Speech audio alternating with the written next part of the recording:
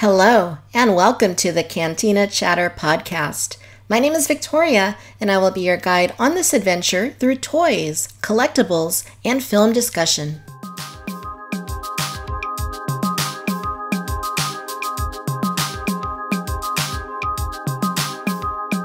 "25 years ago, a Steven Spielberg film was unleashed upon the world.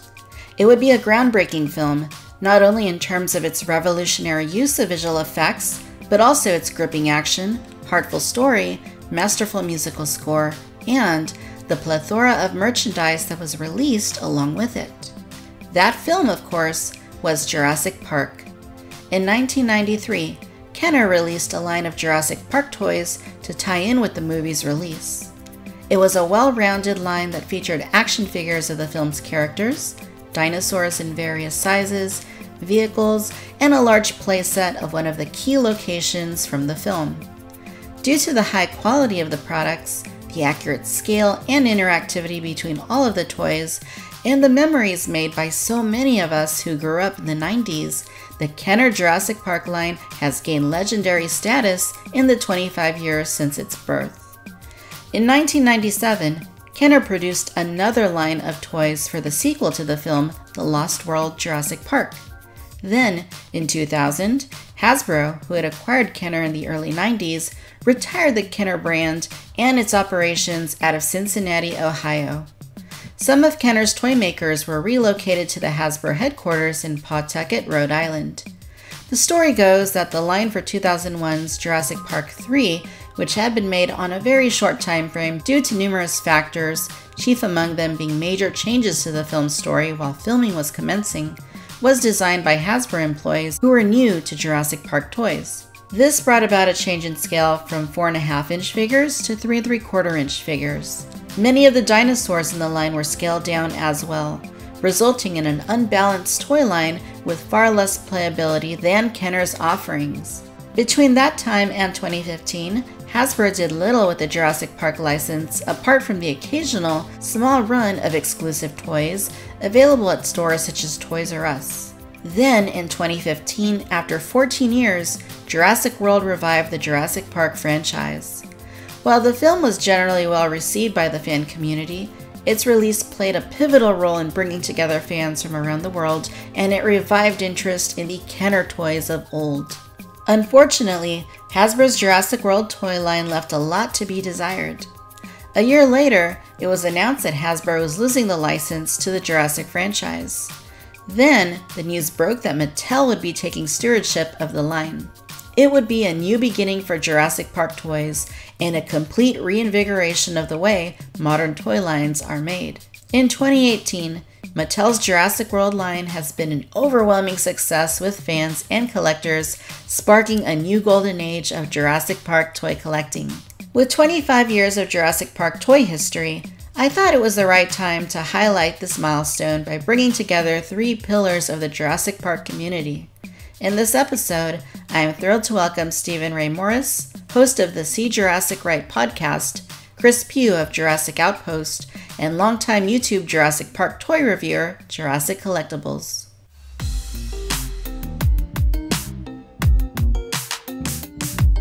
All right, Stephen Ray Morris, welcome to the Cantina. Hi, how's it going? Great to have you on. Thank you for having me.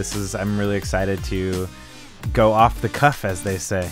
Yeah, totally. Pugh, welcome to the show. Hey, how are you doing? Doing well. How are you doing? I'm pretty good. I'm excited to talk a little bit of everything. Fabulous. And Jurassic Collectables, welcome back. Hi, Victoria. Hi, guys. Hello. Hey. Good to see you all. Yeah, good to see you too. When I was thinking about this episode, I was trying to think of a way to mark the fact that as of this year, Jurassic Park, both in terms of the film and in terms of the merchandise, has been a thing for 25 years. It's quite hard to believe. But as I noted at the opening of the episode, I wanted to talk to some of the outstanding and reputable members of the Jurassic Park film and collecting community. And although there are many wonderful people who do amazing work within this realm, I'm very happy to welcome three absolute pillars of the community to discuss this topic that we all hold so dearly. So thank you guys so much for taking the time to chat with us today. Thank you. Very kind. Yeah, thank you for the kind words there. Of course, yeah. Yeah, likewise. Right back at you, Victoria. Oh, that's too kind of you. Thank you. sure that most people listening, at least those who follow Jurassic Park news or collect the merchandise, know who you guys are. But for those that don't, can you tell us a little bit about what you do? Steven, I'll begin with you. Sure. I do a podcast called See Jurassic Right. I'm a podcast producer by day, and just over a year ago, I wanted to make my own Jurassic Park podcast that really focused on just kind of people's experiences with this franchise and what it meant to them. So that's what I've been doing for over a year now. And yeah, it's as somebody who loved Jurassic Park my whole life, it's been a really fun journey this last year, actually making Jurassic Park, as we got up to Fallen Kingdom, and now looking past that, just making Jurassic Park part of my everyday life again, like I was when I was a kid. So it's been really nice so far. Very awesome. I'm a huge fan of your show. I love listening to every episode. Thank you. That means a lot. Of course. And Chris, tell us a little bit about what you do as well. So I am one of the site runners, for lack of better terminology, at JurassicOutpost.com. And so that encompasses a whole lot of things, and I do a whole lot of things with Jurassic Park, both in the public forefront and sort of behind closed doors. And I love the franchise, and I love the toys, and this has just been a really exciting time to be a fan, and be very active within the community as it continues to grow and evolve. And you love dinos. And I do love dinosaurs. Oh, wait, I like dinos. Love is a strong word. Chris likes dinos. Nice. And Jurassic Collectables, tell us a little bit about what you do. So I run, own and operate Jurassic Collectables. It's a YouTube channel. It's been going since 2009, so nearly in its 10th year. It's all sorts of things: dinosaurs, Jurassic Park collectibles. It's mainly focused on the original Jurassic Park because that's the one I love the most. And on Twitter, I'm kind of defender of the Jurassic Park realm. Very cool. And I've been watching your channel for a long time now. And I think you're probably the most well-known Jurassic-related toy channel on YouTube because you're the oldest. And I mean, how many subscribers do you have now? It's something like 60-something thousand? I need to check. I think last time I checked, I think it was over 70,000, which I don't understand. Yeah, super impressive. It's been going quite a while. So I think it's had the benefit of time. Longevity has been on its side. So, I think anyone who has a passion for things like yourself, Victoria, you'll be there in no time. So, and you guys have massive followings as well. So, yeah, it's not a massive thing. I was watching one of your older ones the other day, and I think you were doing maybe a Papa review, and I think you were wearing like the lab coat, like a scientist. Was I with the gloves? Did I have the Woo gloves on? I think so. Yeah, I might have had the Henry Woo blue gloves. Someone sent me those. I was like, I'm going to put those on for review today. So Very nice. Very nice. So this episode is going to be very informal. Most of the time I take the time to write the episode and plan talking points. This time I didn't do that. I know that this is a subject we are all pretty passionate about, so I thought it would be best to let the conversation speak for itself. I'm sure we'll cover a lot of ground talking about what it means that this line has been around for 25 years and how it has influenced us personally. I guess first, perhaps, we should point out what it was that got us into collecting Jurassic Park toys, when it began, how we discovered it, etc. Anyone like to go first? Jurassic Collectables, you want to set it off? Yeah, so I was, let me think. I was about 6 years old, and I think I was watching some morning television show, and they had kind of like a TV spot thing in between a reporter talking about it. And it was clips of the main road attack mixed, I think, with the Gallimimus. And they kept on showing the run up to the trees, but not actually showing the Brachiosaurus. That was the thing they did a lot with Jurassic Park clips. They never showed the Brachiosaurus, and I was convinced that was a T-Rex. But yeah, I saw that clip, and it blew my mind. I ran out to my parents who were in the kitchen, and I said, I've just seen a dinosaur reel on TV. And yeah, and that's where the love affair started. I think it was the fact that what I'd been imagining at school, because actually at the same time I was being taught about dinosaurs at school, and it made the things that I'd been imagining suddenly tangible and real on the screen. And yeah, that was where the love affair started, really. And then I had to buy everything I could get my hands on. But I mean, my parents weren't well off, so it was a case of just getting bits and pieces and what I could get my hands on. Very cool.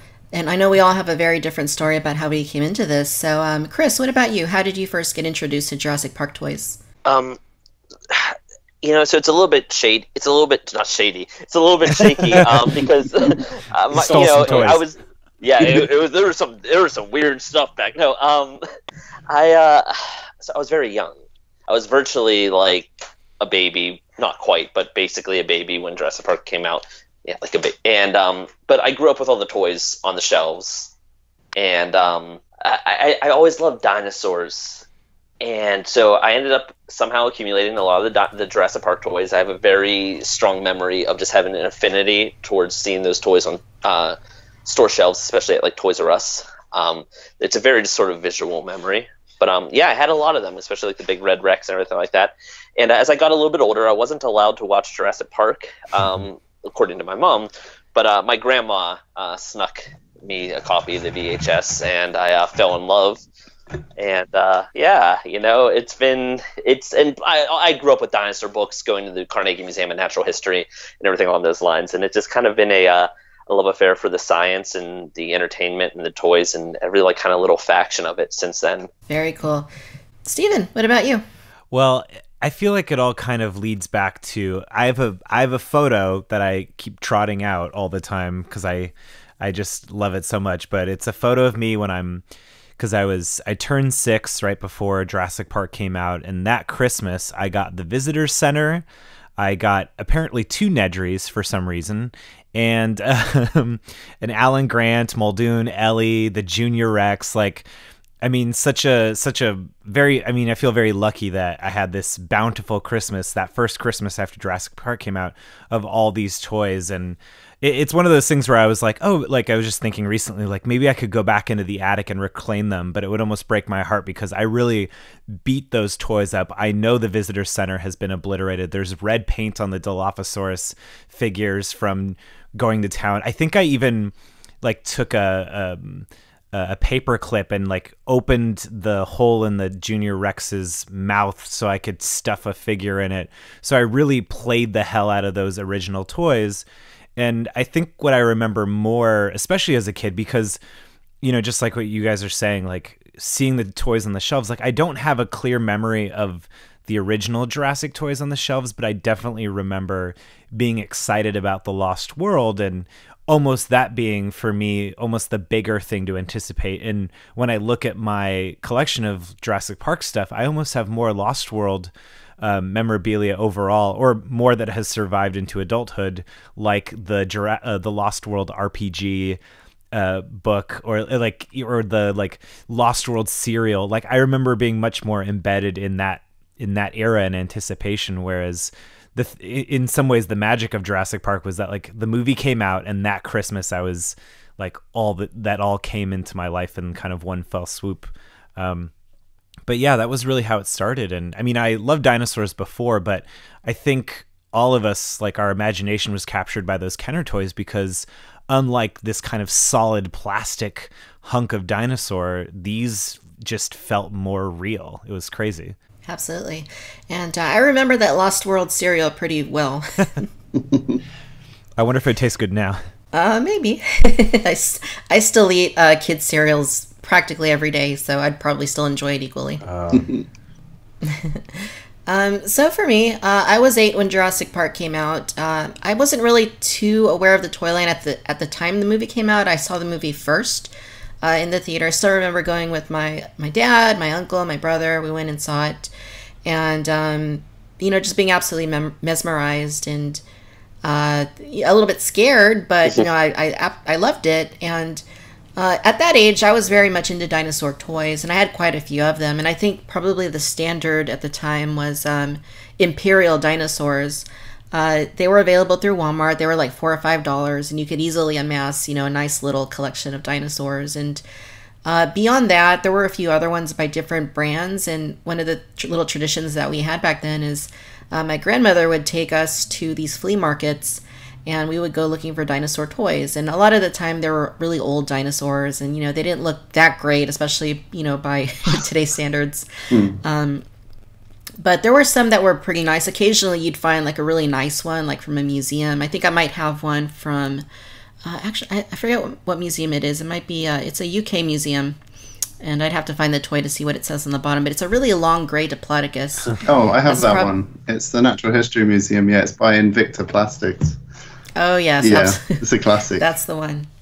Love it. And after I saw the film, it must have been a matter of weeks afterward, but I remember being at Target with my mom and my siblings. And I walked into the toy aisle, as, I tended to do because, toys, you're a kid.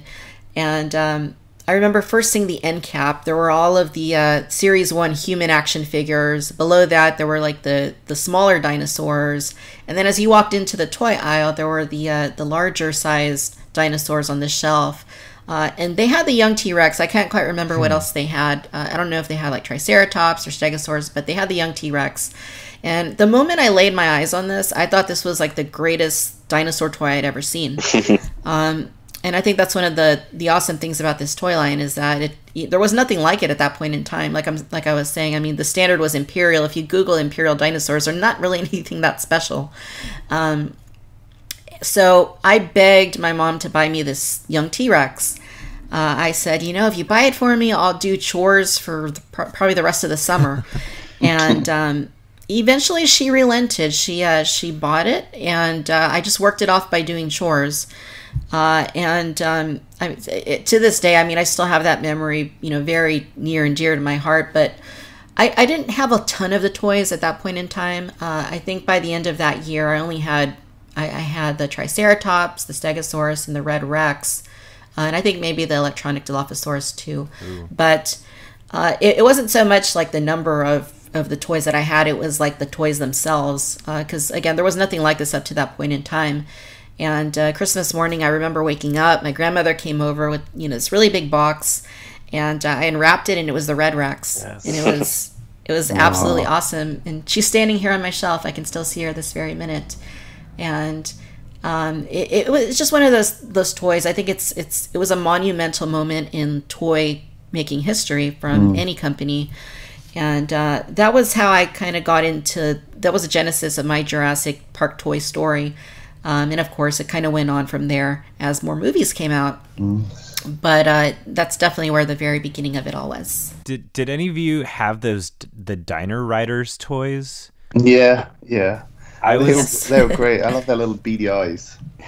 I was so surprised because you made me think about how these Jurassic Park toys were so kind of revolutionary at the time from what I remember of the skin and everything. And so I recently was like, oh, I wonder what like a Dino Rider toy costs. And then I looked on eBay and I was like, wait a minute, these are just your standard plastic dinosaurs with with all the accoutrement of the lasers and the stuff. I mean, they're cool, but I just feel like as far as collecting dinosaurs go, I feel like, like we've been saying, like Kenner kind of changed the game, and I don't feel like I could go back to something like that. Yeah. If it's not Jurassic Park, it's extinct. Yeah, exactly. It was a golden period in that it was almost like there was a drought of dinosaur toys. Like Michael Crichton often talks about the fact that he was thinking about making Jurassic Park, and he noticed that dinosaurs were really popular, and then he left it for a year, and he noticed that dinosaurs were still really popular, if not more so. And it seemed like no one was really capitalizing on the toy market or the merchandise market for dinosaurs. And there were 90s Sanrio dinosaur print stuff, and some of that turns up in Jurassic Park, but there wasn't really a known dinosaur toy since Dino Riders, which was kind of mid to late 80s. And then when you went into the 90s, it kind of ran out. There wasn't really, so there was like this real drought of dinosaur toys when Jurassic Park came along. So it really capitalized and hit home with its toy line. Absolutely. I had some of those Dino Riders too. I think we had picked them up at the flea markets. So they didn't have like the human figures or any of the gear on them or anything, but once you pop the batteries in there, they would still walk and all that. So that was pretty fun. Oh, that's cool. Yeah, they're cool. I won't lie. I've actually never had a Dino Riders toy. They were I mean, because I grew up right into Jurassic Park, so even when the film wasn't in theaters, and I was getting a little bit older, there was still Series 2 toys left on the shelves in the lead up to the Lost World. Nice. So like I always had Jurassic Park toys to kind of fill that dinosaur toy void, and then I guess like the Carnegie collection from the Carnegie Museum, which is not really toys, but sort of just those plastic types of museum dinosaur toys without articulation. But those two areas filled that they have been the only types of dinosaur toys I ever bought, except for when Jurassic Park 3 kind of saw that drought in what was it, Dino Quest or Dino Valley. Kind of tried to do what they're doing, but sort of in a janky way. That was sort of my one non-Jurassic Park venture. Yeah, so you didn't have to suffer through Imperial dinosaurs or any of No, but I'm familiar with all of these things, to be entirely honest. I mean, I've tried to kind of figure out the history of dinosaur toys and what made Jurassic Park so special. I mean, looking at it, you immediately understand what made it so special with the toys, but I was very curious on exactly how other lines shaped up to it before it. Because, I mean, we look at it now, nothing's even followed it. Nothing has followed it, which is absurd. But it also, nothing kind of led into it. There's no one's ever hit the market for good dinosaur toys other than Jurassic Park, really. So I have quite a few of those Tycho dinosaurs, the Dino Riders, and they were re-released into the 90s as like standalone figures without the lasers and stuff. They were taken up by quite a few museums and rebranded in boxes. And I remember they turned up in a big newsagents that we come supermarket thing that we have in the UK. They sold them, and I bought some in the 90s that were kind of, and now I realize they were Dino Riders. But Dino Riders did have a lot of the same features that Jurassic Park toys have in terms of their working features. They were, I wouldn't be surprised, the inspiration for some of Kenner's toys. Like especially the push button stuff where you push a button and it has a feature that was in the Dino Riders line. So I think actually Kenner were inspired by those in terms of looking at what's on the market at the moment. Oh, this is kind of cool. Let's add that. Oh, for sure. For play patterns, I think they absolutely looked at Dino Riders. Dino Riders definitely it definitely feels like the stepping stone for the play patterns of the Jurassic toys. I suppose I meant more of just the fluidity and lifelikeness. Oh, yeah. Without so that sort of ultra retro, like, they're not super retro looking. They look, even now, Jurassic Park toys look modern. It doesn't, debates about feathers aside and whatnot, they still look like modern representations of dinosaurs overall. Yeah. Sure. They're very timeless. They're very well made. That's why it's, I was reading that article about how, and maybe Victoria or, like the idea that the Mattel toys are selling better than possibly the Star Wars toys now, I think says a lot to how we're all talking about that. There was this weird void with dinosaur toys. Like people still want dinosaurs, and the idea, I mean, maybe that's why Universal was so disappointed in Hasbro's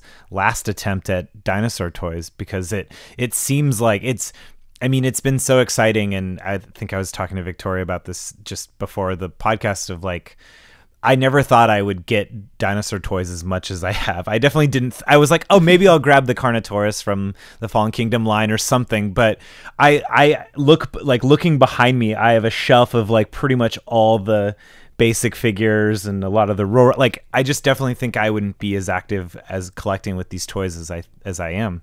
It's very strange. I suspected you would, because I'm having flashbacks to as the leaks started to come out, and you and I just message each other images back and forth and information, and just like that constant urge, that constant desire to learn more about the line. I think it had most people hooked as soon as those floodgates of rumors and images kind of opened up. Oh, 100%. And then plus you could learn a little bit about the movie, like, oh, is the Carnotaurus actually in the movie? Does it look like the toy? Yeah. It's a lot of fun. I don't know. For me, I actually kind of enjoy that more than the movie, the whole experience. I mean, I guess it depends on the movie. But in this case, I definitely enjoyed it more than the movie. Yeah, I think you're right. Actually, Mattel might have outshone the film in terms of what they've done as a feat. In my opinion, Mattel raised the bar for quality up like quite a few levels, while the film lowered the bar of quality to a whole new low. But you know, that's all it is about. Yeah, I think I think that's in some ways, you know, films are more than just films, and what people are going to remember, I think, almost more from, as much as I personally enjoyed Fallen Kingdom, I think the thing that really blew people away, what Mattel was the thing that blew people away in this instance. I think people will remember the toys from this because it just seems like, you know, I listened to your interview, Victoria, with Britt Schatz, who, you know, is their brand manager, and it just seems like they are going ham on this. Like they are going to take over the toy market with these dinosaur toys, regardless of whatever film it's attached to. Sure. Dinosaurs are timeless. Like, you don't need a dinosaur film for toys to sell. Like, kids of all ages love dinosaurs. So if there's, you look, there's always been generic dinosaur toys on the shelves. Normally, they're not that great of quality, but what I think is really interesting is price-wise, the Mattel toys are completely out of their league in terms of quality, but they're the same price as all the generic dinosaur toys on the shelves. Yeah. So there's really no reason why this toy line couldn't be, you know, everlasting and evergreen on the shelves at all times, whether or not there's a movie or not. Just Jurassic should become synonymous with dinosaur toys. If a kid wants a dinosaur toy, you should go looking for Jurassic. Now, the problem is convincing retailers of that. And retailers are a little bit wary because they've heard a lot of promises over the years. For a long time, they keep hearing about how next year will be different, how the brand will be not just a toy line, but supported by external media sustain programs, and then they always fall flat. Yeah. So right now, Jurassic Park has a really big kind of battle to fight in Mattel's hands, because retailers just have heard it long before Mattel had the license. They've just kind of heard it, and they've grown weary. They believe Jurassic Park is sort of a anchor of quality drop and kind of pig warming. And it's kind of you have to convince those retailers otherwise. It's a battle that Mattel is going to have to face for sure. I mean, you've got to think that The Last Jedi came before Fallen Kingdom. You know, the promises with that were really high. And then for Mattel to come along and say, hey, we've got the same thing, different franchise, you can see why the retailers would be like, well, okay, we'll see how it goes. I mean, absolutely, but it's even been before that when Hasbro had the license. There are always, a lot of times Hasbro would kind of net a retailer into an exclusive contract to carry a line or whatnot, and then the toy line would get canceled after the retailer already planned around it. So they would kind of have the carpet pulled out from underneath them in terms of that. So on top of that, when Hasbro finally started pumping out items, the quality dropped, so they didn't have as much of an appeal.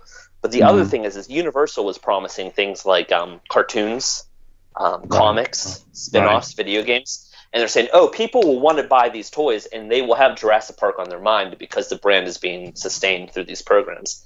And every year, and it's still happening right now, these things would be canceled. And they go, oh, but next year we promise you it's going to be different. And then next year comes and they're like, well, so this thing, you know, it wasn't really, but next year will be different. And then next thing you know, you're on the next film and you still don't really have a massive sustained program. Yeah, we got 3 years to go. Dude, but the way time flies, God, I kind of want time to go a little bit more slowly right now. To be honest. Yeah. And then even with lines like Star Wars that have been around for over 40 years, they're still, you know, constantly trying to get things right. They're still trying to do market research and see, you know, what lines are clicking with people, which are not, what's selling through, what's not. So it's probably just going to be an ongoing thing, I'd assume, even with Jurassic, where they're trying to figure out what works and what doesn't. But I think the fact that the toys are selling out pretty much everywhere is, you know, at very least, is a really good sign for retail. Absolutely. Market research, though, it can kind of be an Achilles heel if you come to focus group and play testing, and mainly to just kind of research, because it's a lot of time a self-fulfilling prophecy, whereas they want to do something, but they're told to do it a different way.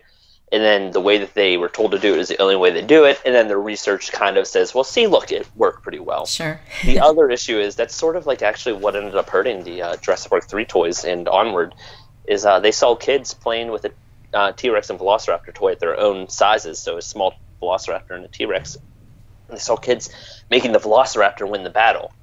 So they took the imagination out of it, and they said, well, we should just make all the dinosaurs the same size, because that's clearly the way kids want to play. And they took the imagination out of the play. They looked at it in terms of raw metrics, and they really kind of forgot about the whole imaginative play side of entertainment and just generally speaking, like what imagination can do. And that's sort of like what started the downward spiral, is this market research and a weird misinterpretation of the data that they were receiving. Yeah, that feels very strange to me, because and I wonder if you guys all have similar experiences, or like, because this is just making me think of like, oh, well, what did I do with my Jurassic Park toys as a kid? And I felt like for me, especially with that first movie, and even after Lost World, it's funny, even after Lost World, you think you'd have more options of like what you would play with, because it's like, oh, this island, you know, Isla Sorna doesn't have a park.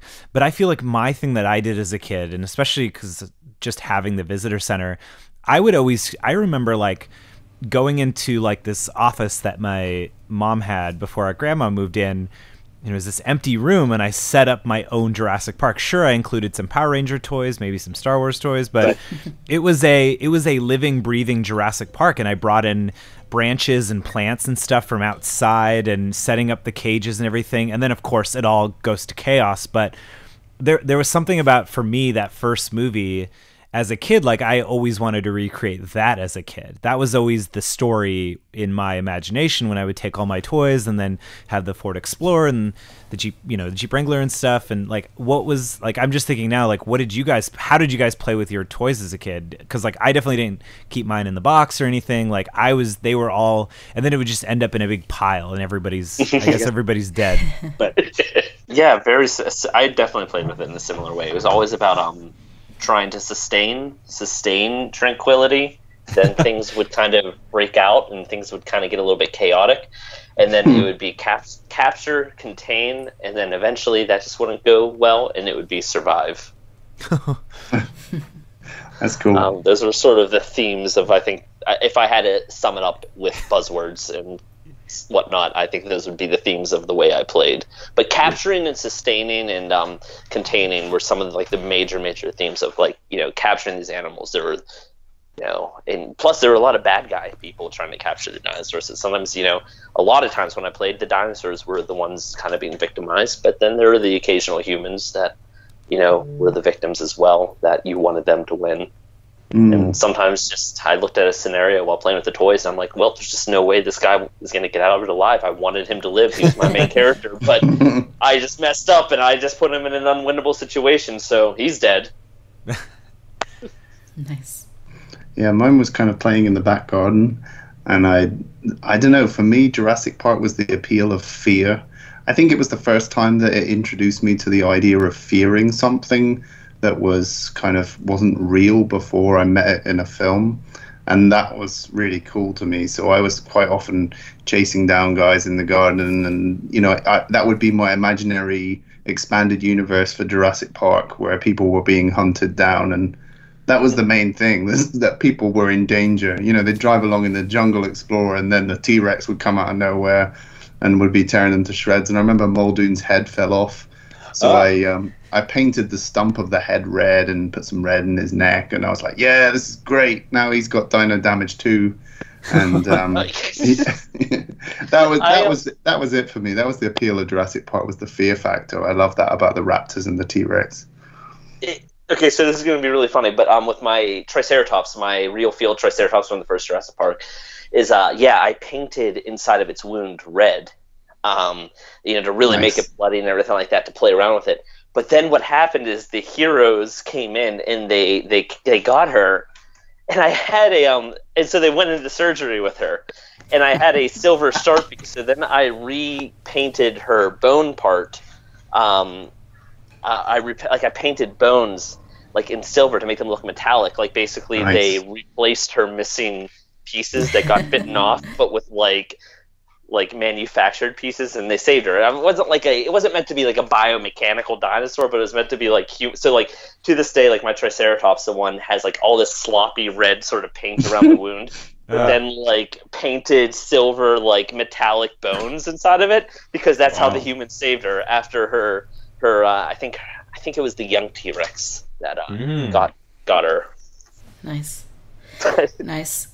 Yeah, for me, I was kind of a weird kid. Like, I think by age 8, I wasn't really playing with my toys a whole lot. Like, even the Jurassic toys, I would unbox them and I'd kind of, look at them a little bit, but I kept the boxes and I still have them. And then I just put them back in the boxes and put them on the shelf and admire them from afar. And but leading up to that, the years right preceding that, I was really into dinosaur toys. And a company called Dynamation, I'm sure you all are familiar with it. They manufactured these robotic dinosaurs, and they would go on tour. They would show them off in museums and in zoos. I think I went to Sea World, and they had them there once.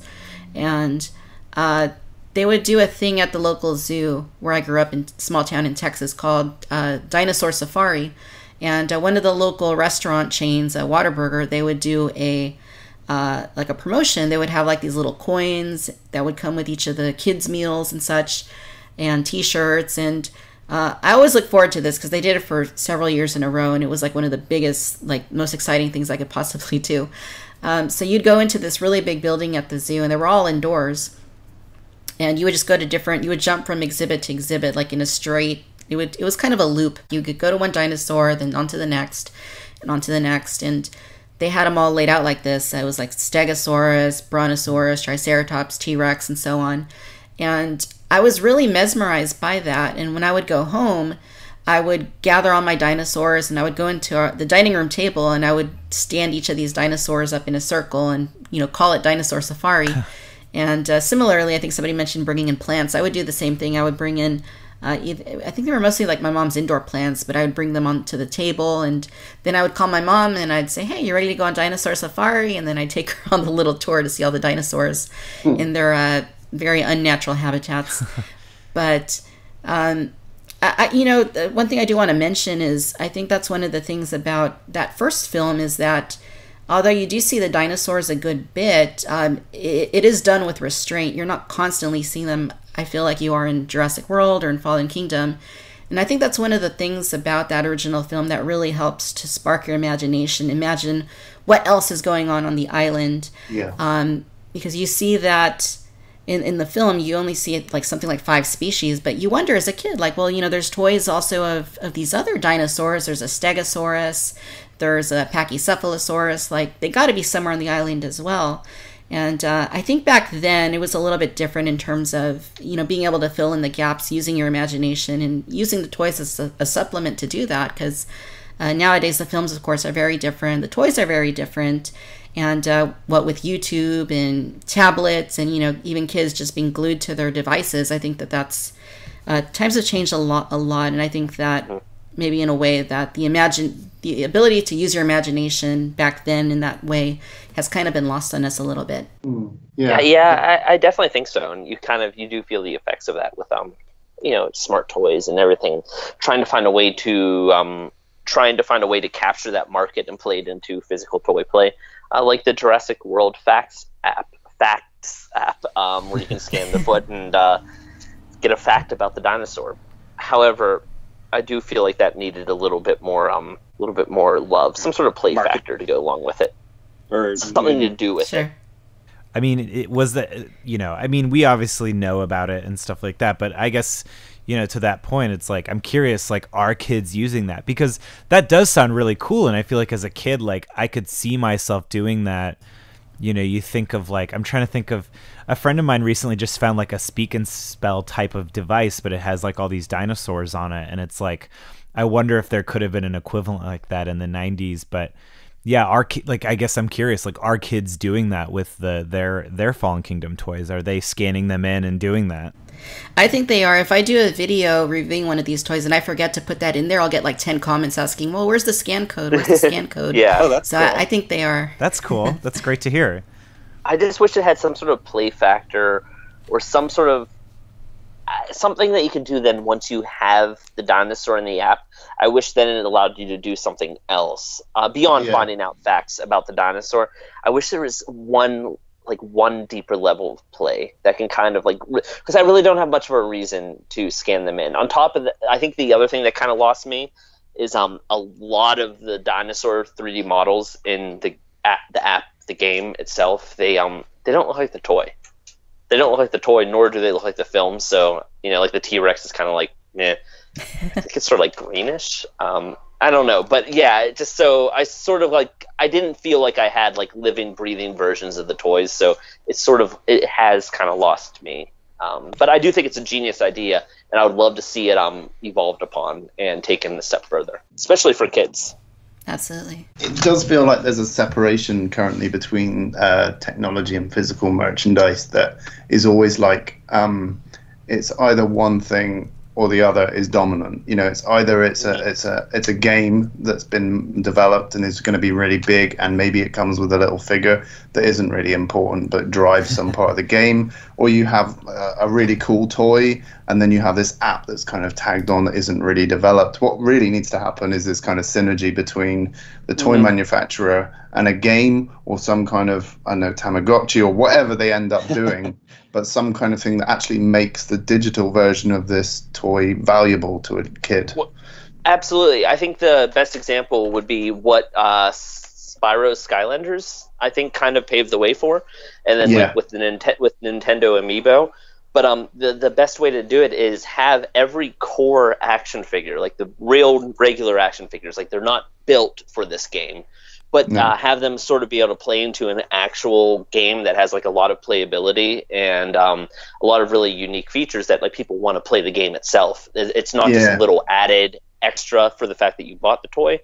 I think that would be a really great expansion. I mean, I would love to see even like Jurassic World Alive somehow use these scan codes from the toys one way or another. I think that there's a market there just waiting to be tapped, that it's not, the toys aren't built to just be like little cute statues to be scanned into a video game. Do you know what'd be really cool? Can be scanned into a video game. Go on. Do you know what'd be really cool is if they actually had it so that you can go back and use legacy toys and maybe scan some part of an identifying feature of that toy or the whole toy, and then you can have access to like Easter egg style creatures and characters. So you can go back and take the electronic velociraptor from Jurassic Park, scan the JP logo on the side of its leg, and that'll give you a raptor like that in the game. And obviously you'll have a raptor with the new toy, but they've kind of gone to that sort of level of Easter eggness, thinking about, what would be really cool? What would be really cool for Jurassic Park fans and for kids? Like going to a car boot sale and finding an old toy and going, actually, yeah, this is valuable digitally to me now. That would be cool. Or even like, you can scan the dinosaurs in, but then maybe, the game would then have like stats for them. And it's like, okay, I want my my Dilophosaurus to fight my kind of yellow 5-pack Velociraptor with red eyes. And then it's not really a game so much as like you watch a 3D animatic and the game kind of like figures out their stats and it gives you a little 3D animatic of them fighting and one of them becomes victorious. And it would just be kind of cool because then you can have like these little living, breathing moments where these toys are brought to life and able to bring the same type of playability that kids are playing with these toys, but like with a lifelike look to it. I think that would be almost interesting. And maybe it's not always the same way. Maybe sometimes the Dilophosaurus would win, sometimes the Velociraptor would win. Yeah, I think that there's just there is potential there for some really, really cool exploration. And I think Jurassic really offers a very unique expansion upon that concept. Well, it's to the point of, we're all thinking about how do we play with these toys. It was interesting. I just did, and it's, just coming off of the digital realm, I did the VR experience, the Fallen Kingdom VR experience at Dave & Buster's, and it was just such a funny experience because it's like, we think of the Jurassic Park games that we've played, and so much of it is this like kind of false notion. It's like, oh, you're tranquilizing them as you're like blowing them away. Like these like feathers are flying everywhere from like the Archaeopteryxes, or like I'm thinking of the latest arcade game where you're just like mowing down hordes of Dilophosauruses and Velociraptors. And I thought it was very interesting, the VR experience, which is a little more highbrow, where it's like, oh no, you're scanning the dinosaurs in. But it's still this.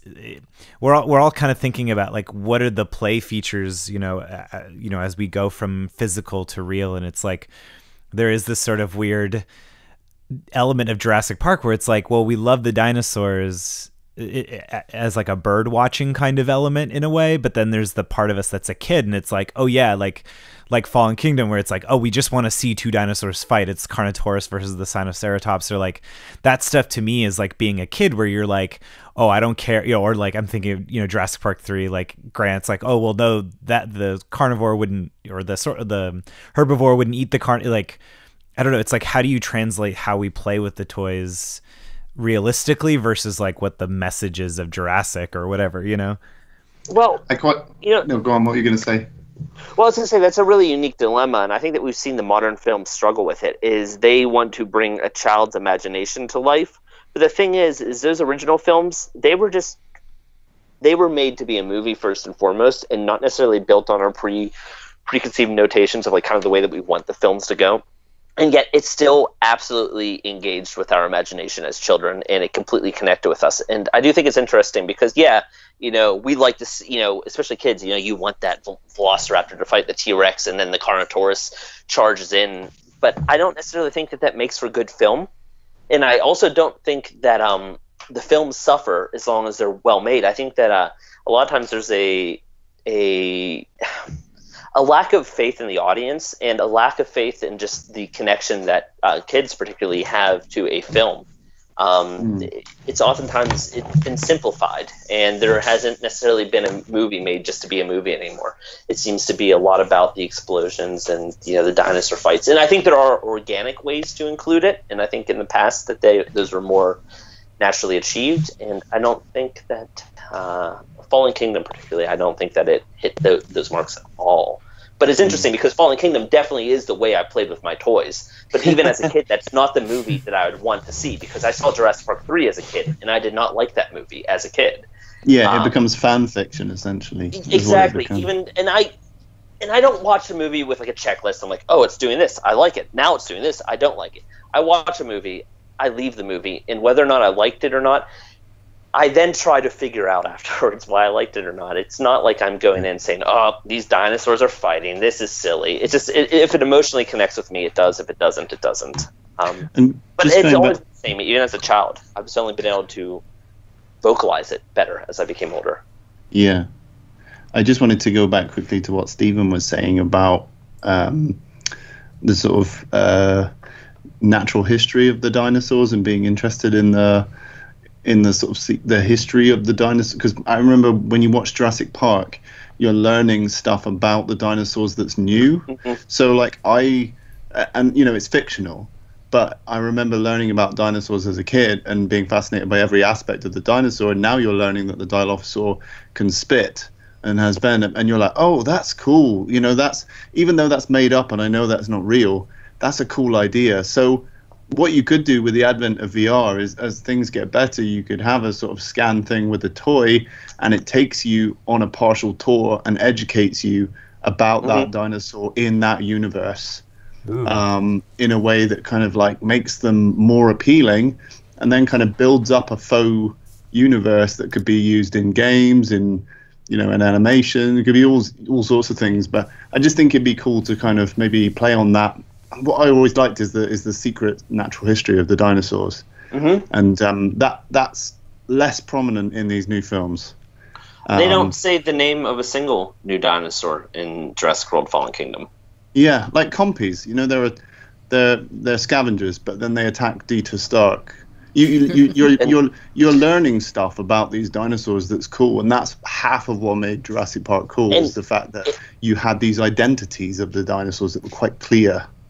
And if you dig deep enough, then you start to learn, oh, is it possible that the compies have some sort of venom that allowed them to immobilize Dieter Stark? The way that is present, and you learn that from the novels. Present in novels, and then some of the expanded fiction. And then you start reading about it, and you hear that, oh, there were versions of the Lost World that mentioned that they were venomous. Interesting. And it really adds to this lore. There's a lot of thought put into the characteristics of the dinosaurs, and they translate it to toys as well, and playability. And I would love to see that return to these series. Well, yeah, definitely. It's. I mean, I think myself as a kid, I think we were talking about earlier about how the Jurassic Park only had a certain amount of species, and so it was exciting to get toys that weren't from the movie, and then it just made you want to see them in the movie. And so I think if anything, the Mattel line is really good at that with including a bunch of new toys and new dinosaurs that aren't in any of the movies, or even fulfilling that dream of seeing the fact that we have a Metracanthosaurus toy is just kind of, even which though is it's my favorite, kind of, by the way. It's kind of, it's such a funky looking dinosaur that I just can't help but love it. And it's just so cool in some ways that is something that's like one for us almost. I feel like it's for people who grew up with Jurassic Park that Mattel decided to make a Metracanthosaurus toy. I think that to me was like, that sort of excitement about it was cool. It's lumbering. It sort of reminds me of like a cave bear or a giant sloth. But something about it looks entirely, to be honest with you, it really reminds me of Crash McCreary's early concept art for Jurassic Park. It very much looks like a Jurassic Park dinosaur to me. It looks realistic. It would look totally at home within the films. It's not cartoony. It's not too monstrous. It's a little bit intimidating, but like its eyes don't look villainous. I don't know. That Metracanthosaurus toy has it's very unique looking. It has a lot of unique character. But it's totally believable it's a real dinosaur. It could be like a hyena, Yes, like the hyena, something a little more off, just a little bit more bulky, off, a little bit more primal. But yeah, absolutely, it's one of my favorites. Now that you mentioned it, I literally went and picked mine up, and I have it in my hand. Nice. So I'm going to send you guys an image here through the Skype chat, and I want to ask you guys, once you take a look at it, what you think when you see this packaging, when you see this aesthetic. Let's see. Nostalgia. But adventure, mystery. Excitement. Very cool.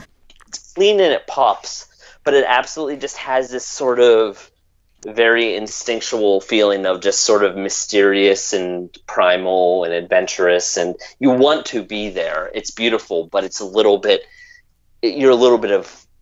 like almost a little bit worrying, like what is behind the trees. Yeah, I'm afraid.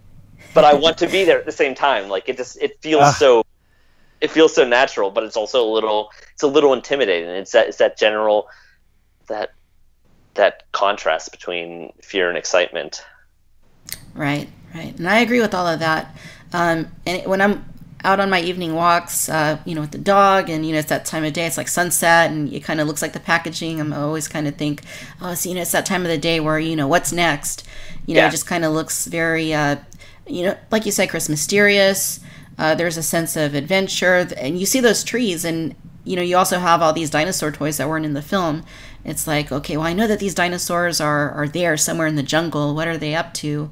How can I experience this a little bit better?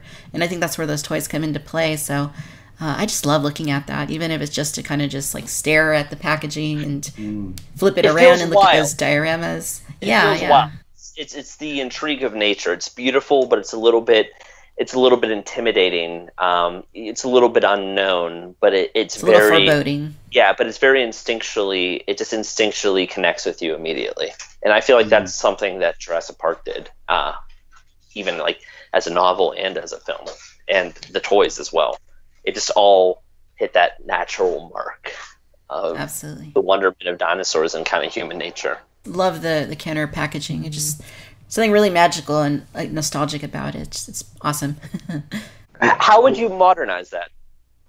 I think it's kind of like the Star Wars. If you look at the vintage packaging, it's just so classic. I don't really think that you can. You can make it a little more streamlined. You can make it a little more visually. I guess make it pop as you're walking down the aisle. But I don't know that you can really recapture that feeling. It's kind of like I'm saying, that Star Wars packaging is just. It's so classic in what it did and how well known it is that it just seems like it'd be really hard to step it up, I suppose. Well, yeah, I find that vintage Star Wars packaging is kind of neat, because even when they do stuff that isn't from that era, when it's like whether it's like a Jyn Erso or even the Snoke, I find myself wanting to get those toys. even though I don't necessarily get Star Wars toys anymore, that packaging, and even if it's new characters, I'm just like, yeah, there's just something, it's like a commitment to a particular look. And I think that's what it just feels very not sure of itself because it's their toys, but I don't know. It's weird how, yeah, that vintage Star Wars packaging makes me want to get toys, even though they're featuring characters that aren't even part of that original era. It's like, oh, that's that vintage looking Snoke is very classy looking. And I'm like, wow, like it just makes me think like what if they had a like a Billy Brennan, but it was done in the Kenner style, like what that would look like. It'd look amazing. Suddenly you love Billy Brennan. It's the thing is the brand consistency of Jurassic Park is remarkable. Like the first film and all of its merchandising is so on point. Like, you know, I know a lot of films were doing that at that point in time, so it was very much a done thing in Hollywood, but it almost feels like this toy is actually from the film itself. It's so on point with everything that you see in the film, the logo, the book, the way that you got the sunset. It's just everything about it just feels like it's from the universe of the film. And I don't think I've seen anything, maybe apart from Star Wars, that feels that way. It has that kind of authority over you because it just feels like it's straight out of the film that you really loved. Absolutely. I think that there was something that Jurassic Park, it had a brand synergy that connected with you on an emotional level and an instinctual level in ways that it's really kind of hard to put your thumb on it. Yeah. But it all just feels it really does feel like you're taking Jurassic Park home, and it really does capture that same feeling that the film gives you, that beautiful danger, that mysterious wonder of, you know, both wanting to be there and wanting to run away. It's such a contradiction, and it's absolutely wonderful.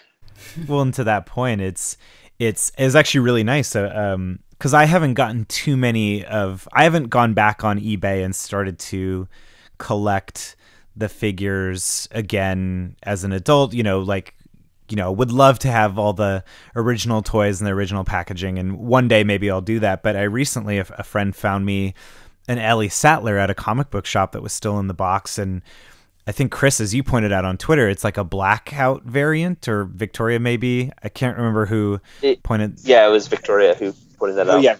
Yeah, sorry. And it was just like, whoa, I didn't even know that was a thing. But what's so funny is that the Ellie Sattler figure doesn't look like Laura Dern. And in fact, that mold was reused for the Laura Linney Congo Karen Ross mold. And no way. Yeah. I have actually the Karen Ross figure, and you put them right next to each other.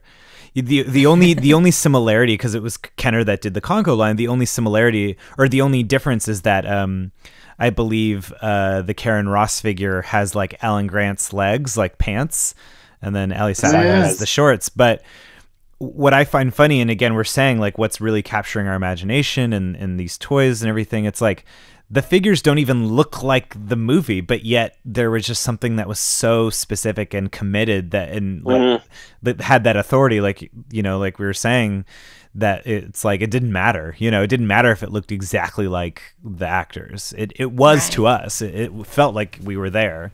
Yeah, that's true. And actually, there was more room for EU because the film was so mysterious about the other areas of the park. I mean, there was a lot of room for imagination, and you get those, you know, trading cards that would come with the action figures, and they would spark my imagination because they were so much more gory and kind of shocking than any of the moments maybe in the film. I mean, you had like the shot of Muldoon climbing up out of the raptor pen with cut marks on his leg, and the raptor's clawing at his legs as he's trying to escape. And you're like, whoa, when did that happen? What, you know, your imagination is fired. So yeah, I think because the film was so minimal in the story thread that we followed, it left so much more for your imagination to kind of work out around the story.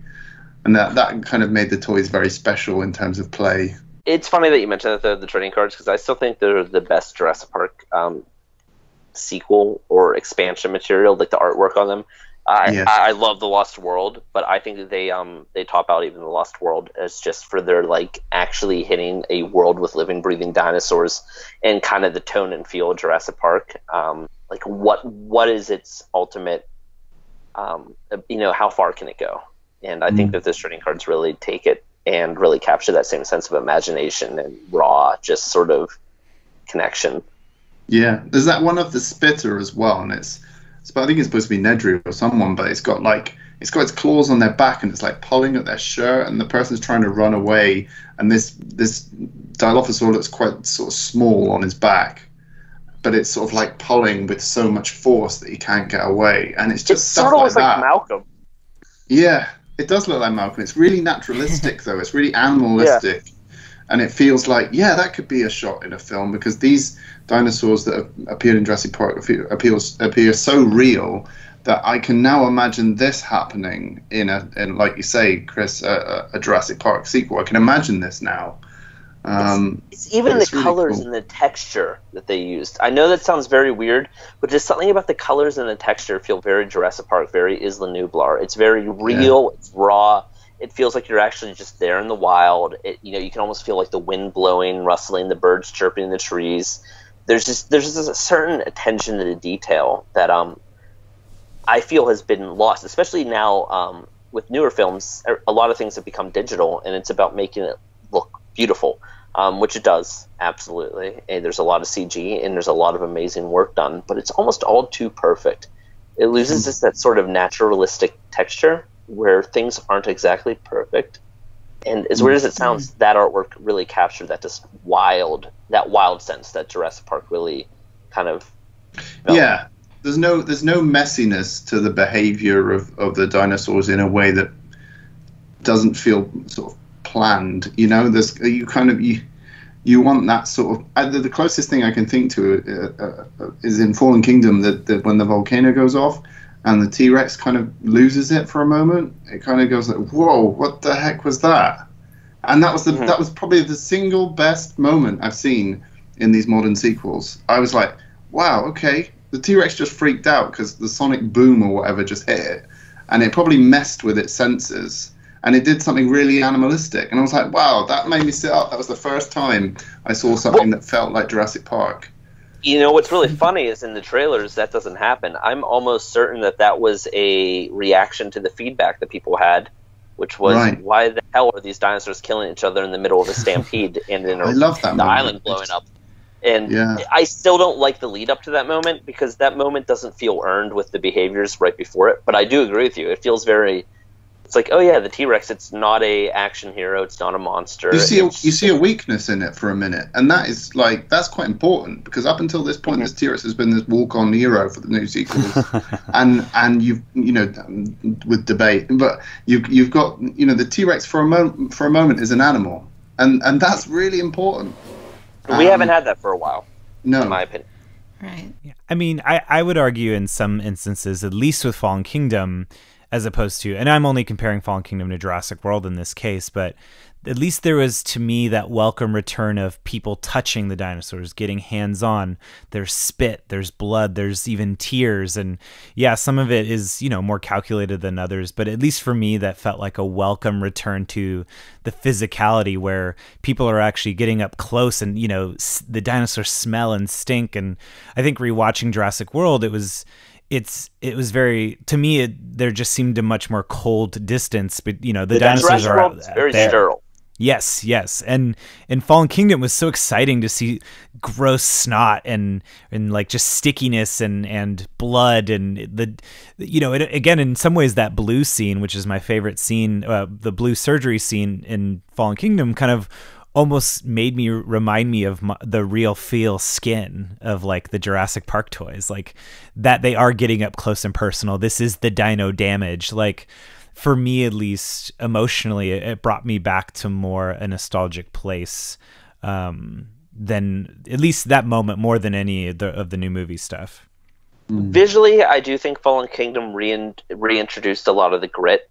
In a very unique, very striking way. All the visuals were very choreographed in a beautiful way. But I do think that it reintroduced the grit that was missing from Jurassic World. Yeah. But something about Jurassic World, I just rewatched it again recently. I think it feels a lot more real and believable as part of our world and part of Jurassic Park's world than for sure. than Fallen Kingdom. Fallen Kingdom just definitely just completely is comic book. And I don't mean that like comic book movie in the sense of like, oh, it's Marvel. No, I just mean it's very fantastical. Yeah, for sure. And it just doesn't. I don't think it's the best screenplay. And even taking those elements out of it, I don't think it's the best screenplay. But mixing like the sort of wonky screenplay with just the level, it lost that believability, and that's what made Jurassic Park so special for me. So that's why Fallen Kingdom, despite its beautiful visuals, good acting, and a lot of other things going strong for it, it does not connect with me emotionally at all. It's definitely the worst of the Jurassic films, in my opinion. Wow.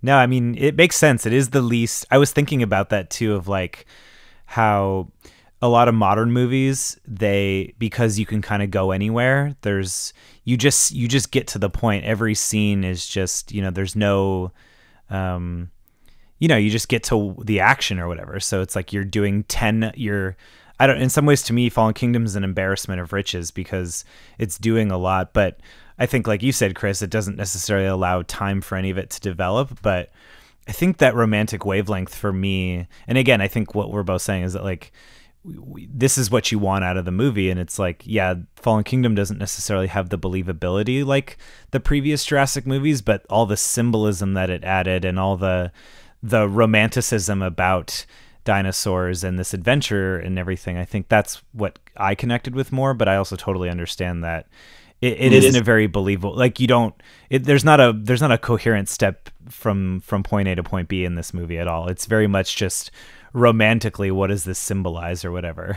Like the Stampede chase, that's just making a roller coaster with dinosaurs. Yeah, absolutely. And it's very well made, and it's very much, again, I will not downplay the truth of the fact that it's very much the way I played with my dinosaur toys. There is a very honest, childlike play factor to that movie, and that I will not deny. I will definitely acknowledge it, but I don't think it's a very good movie. I think J.A. Bayona did some amazing work with it, but I think that there was just such a disconnect from them, especially the fact that it tried to go so much more deeper with its story. I felt that its connection to reality really was undermined by it was too much of a giant contradiction. It wanted to be too many different things at once, and it never quite gained the confidence in any direction to really win me over as just a film by itself. The way some movies do, where I'm like, it's not the movie I wanted, but I can concede it was a good movie. If you look at Jurassic Park as source material, it could be viewed as an adult film or a teen film. I think I'd probably say it appeals to all ages. And because it's made by Steven Spielberg, who is essentially an auteur, really, director, it is adult content, really, that had a toy line spun off of it that kids really got into. And then what's happened is, in a kind of incestuous way, the kids have played with the toys, and then the films have been made from what those kids imagined playing with those toys, and those are the films we're seeing now. And that's not really what Jurassic Park is. That's kind of like, if we played with these dinosaur toys, what would happen in the world of Jurassic Park? Oh, we'd have this and that. We'd have a volcano go off. That's not really what Jurassic Park is. Jurassic Park is much more of it's a quiet film. It's not as loud as these new ones are. You've got moments where you've got no score whatsoever, and you've got just Grant and Tim climbing down a tree. And it takes its time. It really takes its time. It's more of an adult film than people realize. And that's the kind of point we're at now, is that we're watching films that are reenactments of children play with toys.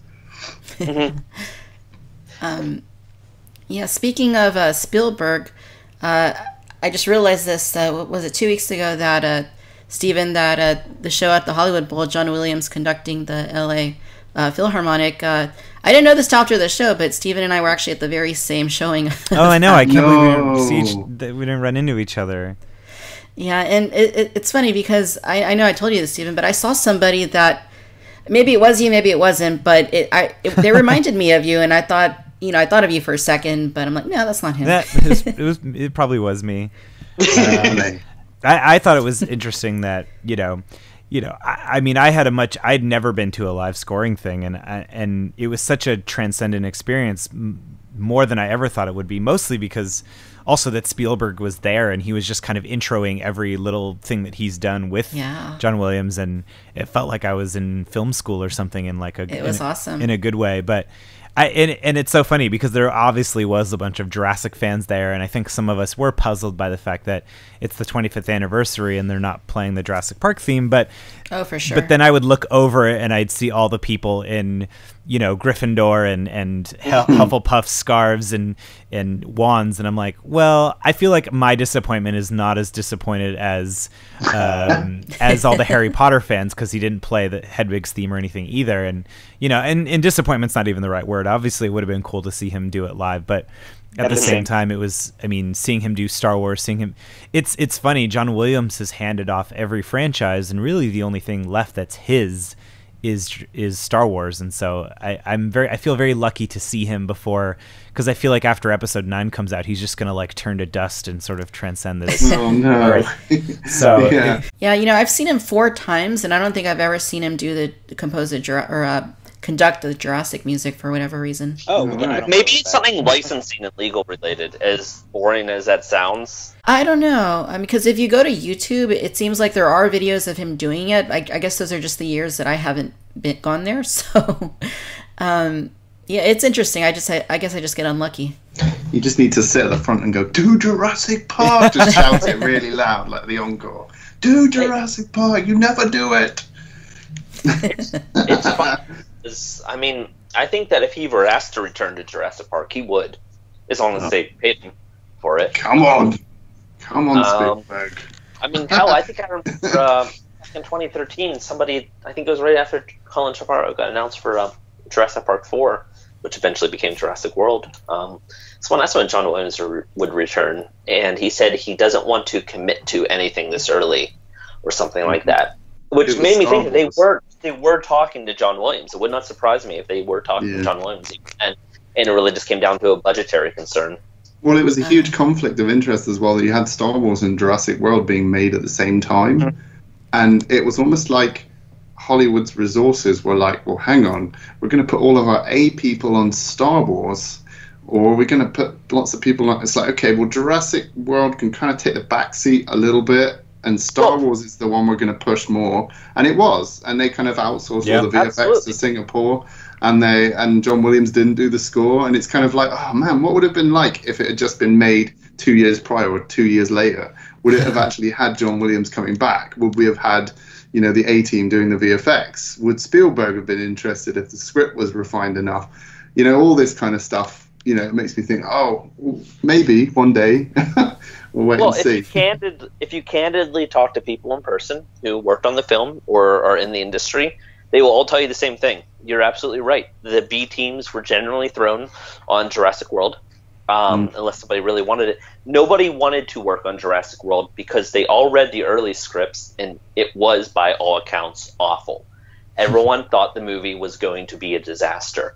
The movie shaped up right towards the end of development, essentially, and things were already sort of locked in. But yeah, no, everyone, the entire industry, even retailers and so on, thought Jurassic World, they got really excited that it's coming back, and then as they learned more, they basically dialed back their involvement. And then eventually, as sort of a Hail Mary, Jurassic World did save itself. And Colin Trevorrow, sort of rewrote the script and found a way to make sense of this bizarro storyline.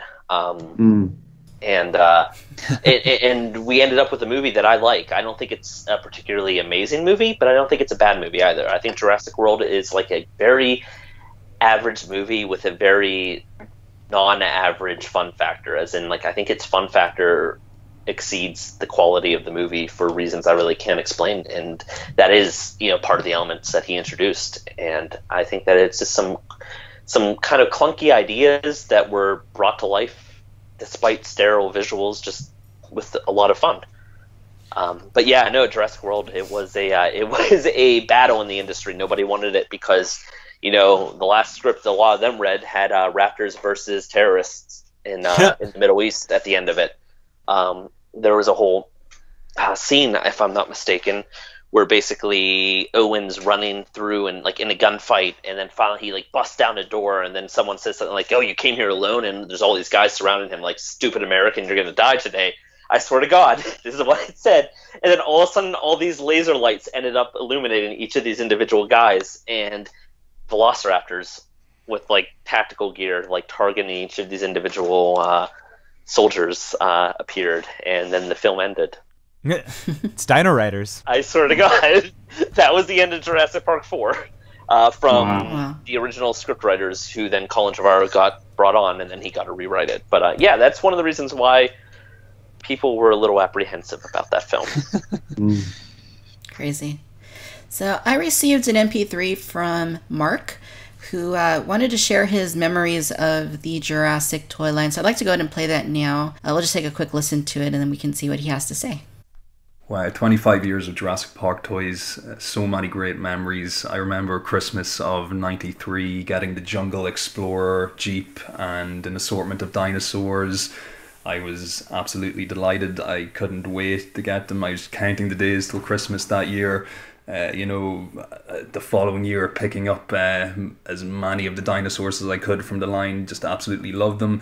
Never had many human characters. In fact, I think the only human character I had from the first Kenner toys was Dennis Nedry, the Dennis Nedry that looked like the Terminator. That was the only human figure I had, oddly enough. But yeah, so many good memories of Jurassic Park toys from years past. When The Lost World came out, they released some really good figures for that as well. I never really picked up any of the JP3 toys. I just never really liked the look of them. They didn't scale too well with the figures I already had from the Kenner series, and I just never got into JP3 collecting. Later on, I'd pick up a few pieces from Jurassic World under Hasbro. I wasn't, overly impressed, but they had some nice figures. But, delighted at the moment that Mattel is releasing such great products. I really love what they're doing with the line, and I think it's come full circle now. The Kenner figures were great back in the day, and Mattel's really just banging out some real beauties now with the current line, so really happy. So, yeah, thank you, Mark, for that audio. And Mark is one of the Cantina Patreon patrons, so especially appreciate him sending that in. So yeah, he made some good points that I can relate to. He didn't really have human figures early on, and I actually didn't either. I think I'd mentioned I was mostly focused on the dinosaurs. I didn't have a ton of the dinosaurs. I didn't have all of them, but I had mostly the bigger ones from Series 1. And it wasn't until years later that I got more into collecting and getting the human figures and getting the things that I didn't have as a kid. And he also mentioned that he wasn't so much into Jurassic Park 3, which I didn't buy a single Jurassic Park 3 toy at the time. No. It was the same thing that he mentioned for me, that, I saw them, I was very interested in them, but then when I actually saw them for the first time, I think it was at KB Toys, I was just I felt very let down by what I saw, that I just didn't have any interest in picking any of them up. Me neither. It's funny you mentioned that, because I was the same way with the Jurassic Park 3 toys. I was young, and my mom said to me, she's like, I think you're gonna collect these when you get older. You're gonna regret not picking them up. So my mom talked me into getting the Jurassic Park 3 toys. Wow. Because yeah, it was sort of a level of foresight from her perspective. She's like, I think you're gonna want these. You're gonna regret not having them, and she definitely was sort of right. Like, I don't have the strongest feeling for them, but that was probably the film that I was then old enough to kind of really put it all into perspective of, I wasn't just a tiny, I have very firm memories from that age. Sure. I was talking to Brad Jost from the Jurassic Park podcast, because we're, similar age, and I think that was the point for me. Jurassic Park 3, I just wonder, I obviously have a lot of love for Jurassic Park 3 still, even now, but it was that thing I think a lot of people have said, that there was a palpable disappointment. And I wonder if, like, it's a chicken and the egg, a raptor in the egg situation, where was our adolescence going, like for me, going into high school and kind of getting out of collecting toys and stuff at the I've obviously come completely full circle and back around. So, but I think maybe for me at the time, it was like, it was almost like I wonder if I had been 14 when Jurassic Park came out, or Lost World, and would it have been easier to make that decision, or because Jurassic Park 3 the way it was, and with the toys the way it was, and switching up the sizing and everything, it almost made it an easy thing to be like, you know what, I'm good, I don't need to get these toys. Like, I wonder what came first. Was it because I happened to be the age that I was, where you're going through puberty and you're like, no, I'm going to be into Lord of the Rings and rock music or something? Like, I mean, again, I don't know what it is, but I just wonder if that had an effect, like which was stronger, that I was going into high school where you want to kind of reject the things from your childhood at first, or was it because Jurassic Park 3 was in some ways a disappointment, or like we've mentioned, like because the toys weren't the same size and it just felt like such a dramatic thing that it was like, ugh, I can't. Sure. I don't know. Yeah. For me personally, I can tell you it was actually the toys. It was strictly the quality of the toys and the fact that they didn't live up to what Kenner had done. Because I was collecting Star Wars during that time, and I started collecting Star Wars very heavily in 96, and I was very much into Star Wars around that time, and still am, obviously, but I had no problem with buying toys, as I was getting into high school. And I think when Jurassic Park 3 came out, I think I was maybe a freshman in high school, but it was definitely the toys.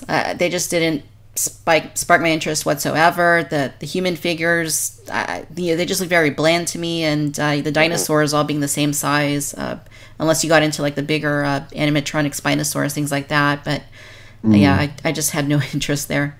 For me, it was a twofold sense of disillusionment with Jurassic Park 3. There was the Spinosaurus, which I didn't agree with in principle, like replacing the T-Rex as the head of the Jurassic Park brand.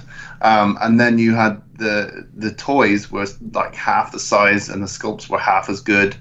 And it's just so disappointing to see them in the shop. I was like, oh, so they made the T-Rex the same size as the Raptors, huh? And then I was like, well, I'm not buying these. And then I'm like, okay, so let's have a look, see what the big one is. Oh, it's just the Spinosaurus. Okay, yeah, I'm not interested in any of this. Like, for everyone who knew the legacy of the toys up until that point, it didn't have very much to appeal unless you were younger and really loved the Spinosaurus. Then it made sense.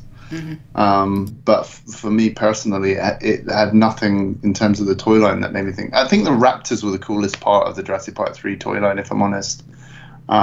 Because they just had like really cool coloring and stuff, and I think just the standalone dinosaur toys, not Jurassic Park toys, but just the standalone dinosaur toys, they just looked cool. I just want to say, I think the Pteranodons were my favorite part of that toy line. Oh yeah, the Pteranodons were cool as well. Yeah.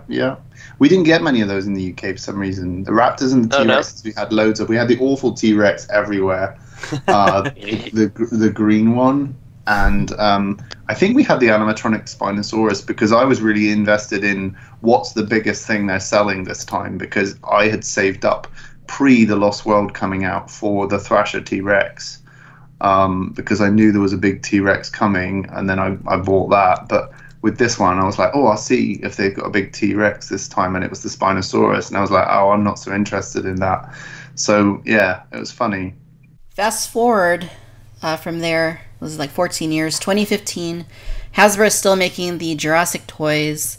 And as much as we were let down by Jurassic Park 3's toys, it's probably not even worth asking, but what did you guys feel when 2015 rolled around and lo and behold, the quality kind of slid down a little more? I mean, I only have two. I'm surprised that I even have. I have the Mosasaur because I just thought the sculpt was cool, and then I got Charlie because Charlie was my favorite Raptor Squad, but that's it. Every time I'd go in and be like, maybe do I nah, and it's yeah. I think that stuff was like, it was like, I don't know, there's a different feeling of like when I go into Target now and I see Jurassic Park toys on the shelves, it's like, oh, that's so cool. I mean, it wasn't embarrassing, but it certainly wasn't. I mean, just even the amount of toys I've gotten since, there's a clear winner there for me personally. I mean, I kind of got the toys out of an obligation to review them. So for me, I wasn't even really interested in them that much. I mean, at the time it was exciting because it was riding that wave of a new Jurassic Park film, and that in itself was exciting.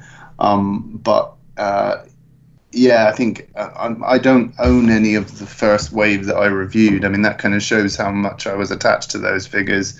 And then, I almost couldn't be bothered to review the hybrid ones, which were probably the cooler dinosaurs of, but they were too late for me. By that point, I'd just been disillusioned by the Hasbro quality, and I didn't really want repaints of those sculpts in my collection. So as cool as they were, I just couldn't muster the energy to buy or review them.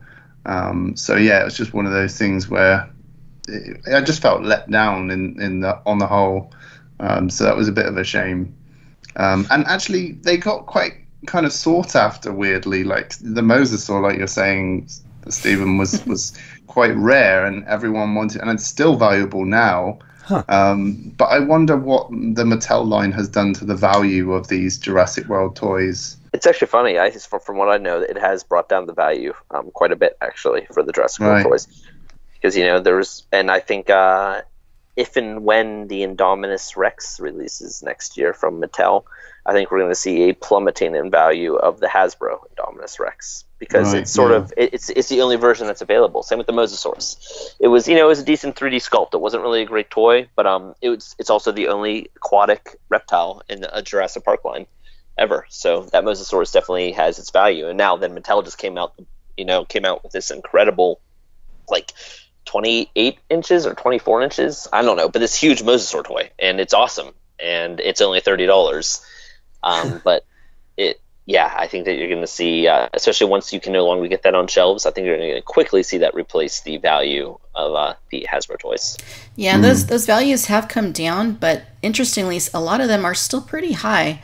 I looked at them maybe 3 weeks ago, and even like the Bashers, like hybrids, like the Indominus Rex with the battle armor, that one was still selling for like $100. Like in the box. Which I, of course, skipped that one because I thought, that looks stupid. And like I remember Toys R Us had it, and Toys R Us, sells stuff for an overpriced price, and I wasn't willing to spend it. And now I'm like, just for having it complete, I should have done it. Because I didn't want those toys. I didn't really care for them, but I still bought them. Yeah, and it was just sort of out of obligation to years of wanting Jurassic Park 4 and wanting the brand. I just wanted to support this brand that I cared so deeply about and hope for the best, hope for a turnaround on it. Which thankfully did happen. But now I'm sort of like, I can part ways with a lot of those. Right, sure. And it is interesting because, I mean, you would think that with all these awesome toys that Mattel's putting out that, people would totally, ignore what came before that from Hasbro. But no, the people are still buying them. So. Yeah, it's crazy. It's a Jurassic Park toy, It still has that. It still has that brand and that collectability attached to it. I think. And there's going to be people nostalgic about them as well, which is weird. Like there's going to be the Indominus Rex big head nostalgia, and there's going to be people who had all the crappy Basher biters looking back, going, "Oh man, that was my toy when I was like 4." I really want that one again in the box. And there are going to be these people buying these toys at inflated prices, and it's coming. And there's going to be these toys that were made 25 years before that just outshine them in quality, and they're not interested in those. It's funny. It's just hilarious. It is. And when you look at pricing on pretty much anything like from the Kenner days, I mean, it's just exorbitant what those prices are going for. And I think that's really one of my favorite things about Mattel's Legacy line is that, if you can't spend $200 on a Jungle Explorer, you can't spend $300 on, a boxed Red Rex, you do have these other options that are, very good, of course, and more proportionate in terms of like the Jeep, compared to the Bush Double Tracker or the humans looking a little more accurate. So I think it is in a way serving that need. So that's pretty cool. If I had one wish with the Legacy line is two things. I wish that the humans are very good, but a lot of the dinosaurs just feel like they could have been in the core line. They're vaguely, but not really. They don't feel accurate to the legacy dinosaurs. Not the way that the core toy line, like Blue looks like Blue, the Carnotaurus looks like the Carnotaurus, and so on. The legacy dinosaurs are sort of vague to Jurassic Park. I would love to see two things happen with it. I would like to see them become a little bit more accurate to the animals that they're supposed to portray. But I'd also like to see maybe some filler pieces that maybe are aimed at pinging our nostalgia for the classic Kenner toys. So it'd be really cool to see some that are painted like the Kenner toys. And for kids that don't have that nostalgia, or younger people that don't have that nostalgia, it's still a dinosaur toy, and as long as it's well made, I think they'll still buy it because it's just a cool looking T-Rex to them. Definitely. Or that Dimorphodon. For some reason, that Dimorphodon just feels like that original Kenner Dimorphodon just feels like Dimetrodon. Excuse me. Yes. Yeah. A different non-dinosaur. That Dimetrodon from childhood is like one of those things where it's like it's not a dinosaur, but when I think of a Dimetrodon, I think of that Kenner toy. Yeah, so do I. Well, when you think of dinosaurs, I think even though it's not a dinosaur, absolutely, I think that people immediately Dimetrodon, the age of dinosaurs, is something that they immediately associate within the imagery. I can't believe the films haven't put a Dimetrodon in, but that toy was so good. It was so well sculpted. Yeah. And so much character. It felt like it could have been in the films. Like everything about it looked like it could have been a Crash McCreary design. And it's such a great toy. It had a really great, big, biting play factor to it. Really easy to use, really fun, natural colors. it was Jurassic Park through and through. I think it's one of the best. No, I was going to say it's actually very similar to the Tyco toys as well. They're the Dino Riders Dimetrodon. It's not as bold as the Jurassic Park one, but it has a very similar play feature and was like a greeny color as well.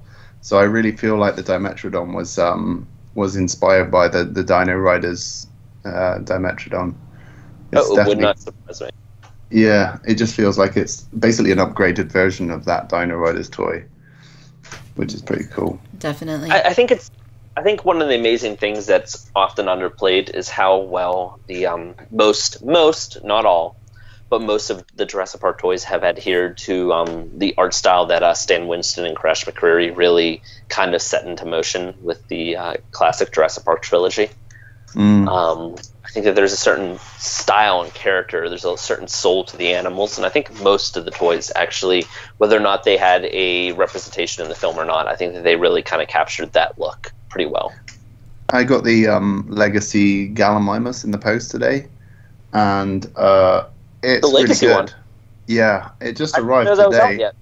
It's not. I saw it on Smith's Toys here in the UK, and I was like, oh, I'll buy that one, and it's arrived today, and I didn't know when it was going to come. But yeah, it's different. I'll take a photograph and tweet it after this podcast. But please do. It's different to the sealed box in that it's like an open box, so you can play with your Gallimimus in the box. And I don't know. I think the paint job's been improved. The eyes look better, and the just the general coloration looks more like the Gallimimus from Jurassic Park. So I was really pleased. Nice. So yeah, I'll take a picture and. Does it have white legs though? I don't know. I'm gonna have to go and have a look now. But because Jurassic Park Gallimimus, they have white legs, and the Jurassic World Gallimimus do not. They still have kind of like the same brownish, orangish color kind of going down their legs. So that's what I'm curious if they'll get that. I think it might have paler legs, but I'll have to take a picture and tweet. But it's upstairs because I kind of into the Legacy line, and I think I'm going to just keep them in their boxes because I'm not really going to play with them. But I've got the T-Rex, I've got the Legacy Gallimimus, I've got the Jeep, and I've got the 3 human figures so far. So I just love the way they look. Has anyone else found that Legacy Pteranodon that is painted like the Tapahara from JP3? Nope. I'm very curious if that's going to be a wide release or if that's the case of like a test shot item accidentally getting like shipped out or something like that. Let me just check Smith's Toys here in the UK because they're pretty sneaky.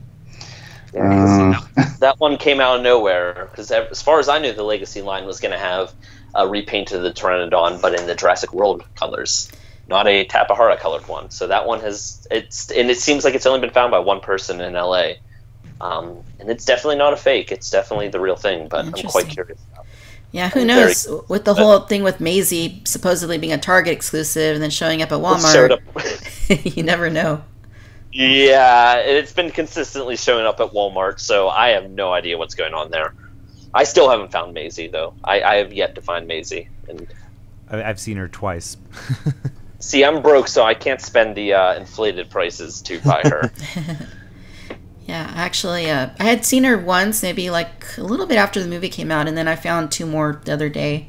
Right after I got out of JP25, actually, I saw two of them on the shelf. Oh, nice. Yeah.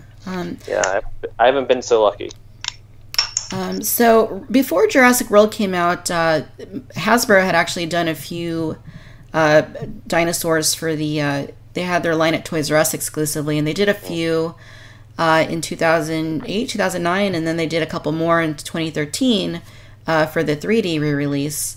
And two of those were now they're very expensive if you go to eBay, and a lot of people really appreciate the quality of them. But there was the Allosaurus and there's the Pachyrhinosaurus. Did you guys expect that when Jurassic World toys came out in 2015 that they would uphold some of that quality, such as what's found on those two figures? Absolutely. I mean, the Jurassic World toy line was a disappointment in itself for many reasons, even without that. But yeah, we knew that they had just released those incredible toys, and I think they're better than the ones Mattel has put out. And I think Mattel's raised the bar across the board, but I think that those 2013, the Allosaurus Showdown and the Pachyrhinosaurus Clash, I think that they were probably, nostalgia aside, the best Jurassic Park toys made. Absolutely. And I think that they still have set a bar that Mattel needs to try to strive for.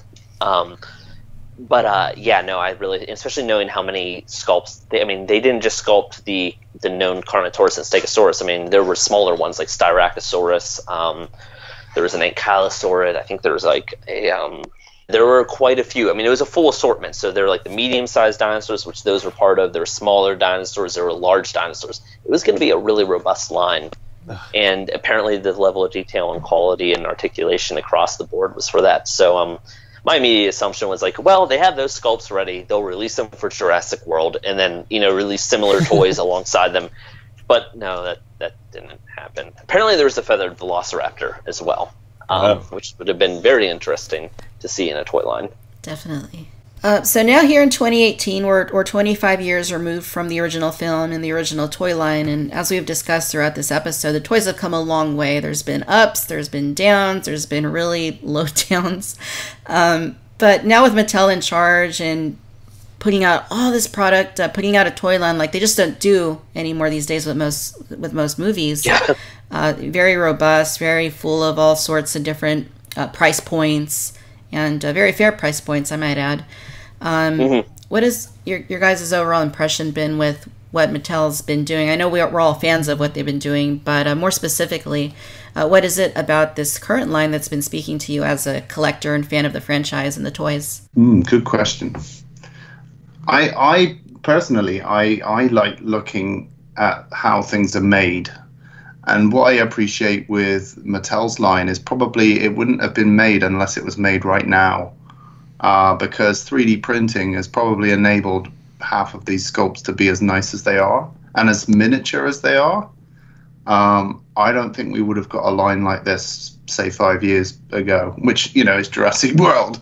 But yeah, like toys are they got to a point where they were kind of reliant on hand sculpted figures that you could only go to certain levels of detail. And over the last sort of decade or so, scanning in bigger sculpts, doing them in ZBrush, printing them out, and then miniaturizing them and retaining that detail has become possible. And that's meant that we've got really nice sculpts now on this Mattel line. So that's something I appreciate personally as a fan of kind of manufacturing processes and how things are made. It's funny that you mentioned that because from my experience, I feel like wax sculpts, when well made, still have tighter detail than ZBrush sculpts, because ZBrush sculpts, the artist never exactly has an entire feel of what it's going to look like in a physical form. And a lot of times you end up with these kind of soft, shiny, sort of just kind of rubbery amounts of detail, where well-made wax sculpts are incredibly tight. Like nothing is as tightly detailed as like the Kenner Dimetrodon or the or even as bad as they were, the Jurassic Park 3 toys had a lot of tight detail work with their sculpt. I'm not exactly a fan of the art style, but I think the sculpt work was incredibly detailed. And I just don't find that ZBrush sculpting, I think it's totally capable of getting that level of detail, but typically speaking, I don't think that we see the same level of detail applied there. And the other catch is a lot of times you'll see the same ZBrush model repurposed into multiple toys. So you'll have the same, basically what feels like the exact same toy with a different play feature at a different scale. Particularly guilty is the Mattel T-Rex. It literally looks like the same T-Rex toy repurposed with different play features at different sizes across the board. Yeah, but I'd say that's probably the best sculpted T-Rex, maybe next to the red T-Rex that I've seen. And that kind of, like, even looking at the Gallimimus this evening, I was like, wow, this thing is really tiny and spindly, but the detail for its size is staggering. Like, it's like, wow, this is like a miniature digital model of the Gallimimus in my hand. And I think we take for granted now how detailed toys have become in a smaller scale. And it almost feels like a return to Star Wars 3 3/4 inch figures, where the sculptors really cared about, you know, what the little figure was about. It was a real statement piece, and it feels like we're kind of getting back there. I know what you mean. That artisan feel does add something of almost a stylization that's really defined that you don't get with a digital. Each toy has its own character, and I think that's the thing that's sort of lost, is you sort of feel like they designed a Velociraptor and then purposed that Velociraptor model into a toy for a lot of them. And it's particularly evident with like sort of the repeated the individual sculpts oftentimes are just repeated across the board. But some of the toys have individual stylization, like the crouching Velociraptor, the green one, which I don't particularly love, but I think that it was a good idea that was sort of poorly executed, mainly because it's using its hand as a foot, which Velociraptors have never done. It's very Indominus Rex-esque. But I think there's a toy in there. If only it had like an articulated jaw and tighter detail. But overall, I think Mattel has just completely raised the bar as an overall toy line. Yeah. I think they're doing some stuff better than what Kenner did. I think Kenner is still the golden standard, but I think that there are certain levels of I'm sorry, this toy does have an articulated jaw. It's kind of clunky. But yeah, no, I think that Kenner really set the golden standard. But yeah, I think the Mattel toys have really raised the bar in a lot of realms. And accuracy is probably one of the ones. For the most part, a lot of their toys are a lot more accurate. And even on some level, I mean, again, I'm probably the most casual collector out of this group, and I never thought I would be, like I was saying earlier, I never thought I'd be collecting these toys again to the level that I have. But I mean, it really is just something where I just want to show these off. They look cool. They're fun. They're fun to look at. You can just stare at them, and I'm just, you know, I always thought I would be somebody who would just find the money and the time to get the old toys and try and get the old Kenner toys and stuff like that. So I'm just very grateful. And I also think I see that across the board, that, you know, there's hardcore fans and there's casual fans, but then there's that sort of world in the middle that I think Mattel is really capturing. I think we've talked about the Victoria, you're mentioning all the price points and stuff, and having it be a lot more accessible for people who aren't necessarily going to be able to afford or want to go back to the original Kenner toys. They don't want to necessarily scour eBay or deal with those kind of things. In some ways, the Mattel line is allowing us to collect dinosaurs that we like, but in a way that isn't asking a lot from us. And so in that sense, I really appreciate it, because it is just something where, like, I'll go to Target and it's like, all right, I got to get this thing, that thing, you know, toilet paper and, you know, toothpaste or whatever. Oh wait, maybe I'll go and that's been my routine at, just because I live close to a Target. That's kind of been my routine for the last few months, is like, I'll go to Target. I need to get these things. Oh, I'll swing by the toy aisle. And it's just been such a joy to, like, all right, like, is there anything here? Nope, nothing new this time. Okay. Oh wait, this week, oh shit, the Suchomimus is out. Okay, I'll grab it. Like, to make it that kind of Proceratosaurus. Yeah. But it's just that kind of casual nature, that accessibility that Mattel has given us. I think, at least for me, I really appreciate that, and I think hopefully that adds to the longevity of. Like Chris, you were saying, you know, having it not just be about Jurassic Park, but it just about having cool dinosaur toys back in our lives, no matter how old we are. And I mean, we know Mattel has big plans for next year. You know, there's a lot of toys coming out next year, even though it's an off year. So, I mean, 16 brand new species that Mattel has yet to do. That's not the extent of the toy line. The toy line is going to have plenty of returning species as new sculpts or repaints of old sculpts, and then 16 new species, humans, vehicles, etc.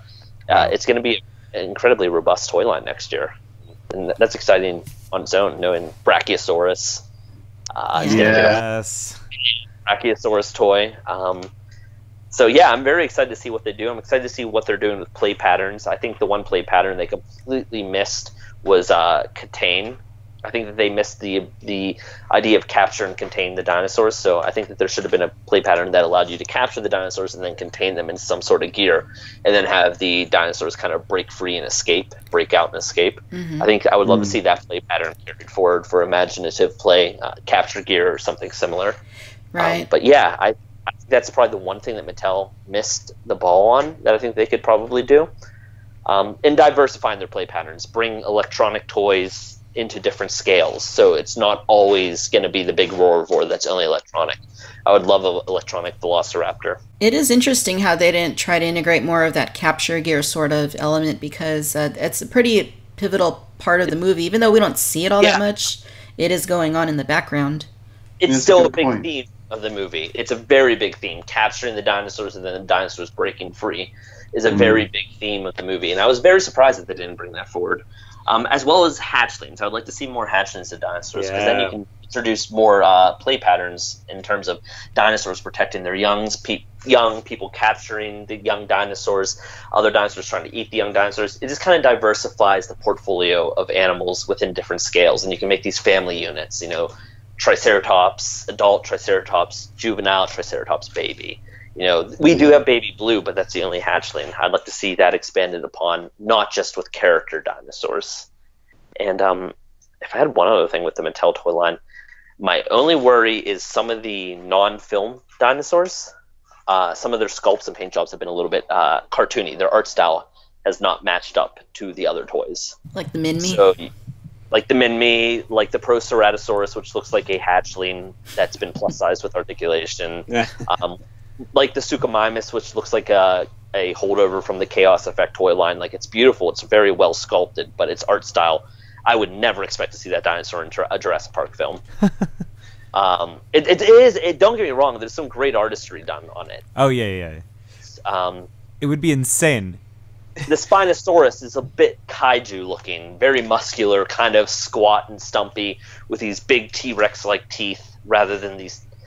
there's certain toys that kind of have a more cartoony art style that I would just like to see more consistency and have them match up with the Baryonyx or the Carnotaurus or the T-Rex or the Velociraptor a little bit more tightly. You could tell their hero dinosaurs had a lot of attention to realism put into them, where some of their non-hero dinosaurs got a little bit more cartoony, and they almost feel like they're part of a sideline, like Chaos Effect or a younger toy line, or just the art style is a little bit different. I'd like to see more art style. Because that's what made Jurassic Park so special, is you felt like you had a living, breathing version of the dinosaur just in miniature form. Yeah. Well, you now you just got my imagination spinning. Imagine,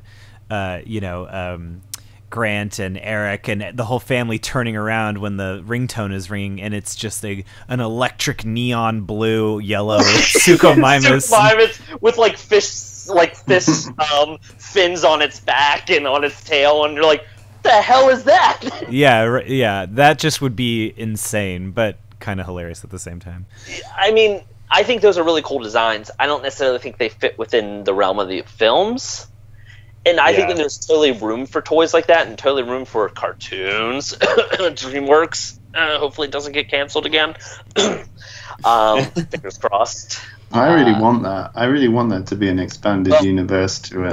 I hope that takes off. Saying it loudly, and maybe you'll save it from extinction. But believe me, there's a battle to be fought there. But I think there's a lot of room for toys and expansions of some of these more creative designs. But I think the core toy line and the magic of Jurassic Park is it all felt so real. And I'd like to see Mattel because I don't think they're trying to make it stylized. I think some of their toys are just accidentally stylized. Like the Dimetrodon It's very angular and cartoony looking. It also only has 3 toes rather than 5. There's a certain anatomical fluxes that Kenner did a better job of paying attention to that I feel like is a Jurassic Park staple, is that just attention to detail and realism. And I think Mattel had a few flubs on some of their non-film dinosaurs that I'd like to see. I'd like to see those issues fixed going into 2019 and beyond. I'd like to see a completion of the set of things. Like the Brachiosaurus is completing the set. I want to make sure they do a legacy version of that in the grey and light tan brown, so that it looks like the Brachiosaurus from Jurassic Park. And I know that's a bit of a request. It probably won't happen. But and also the Jungle Explorer. I definitely want the Jungle Explorer, Legacy Jungle Explorer. That would be amazing.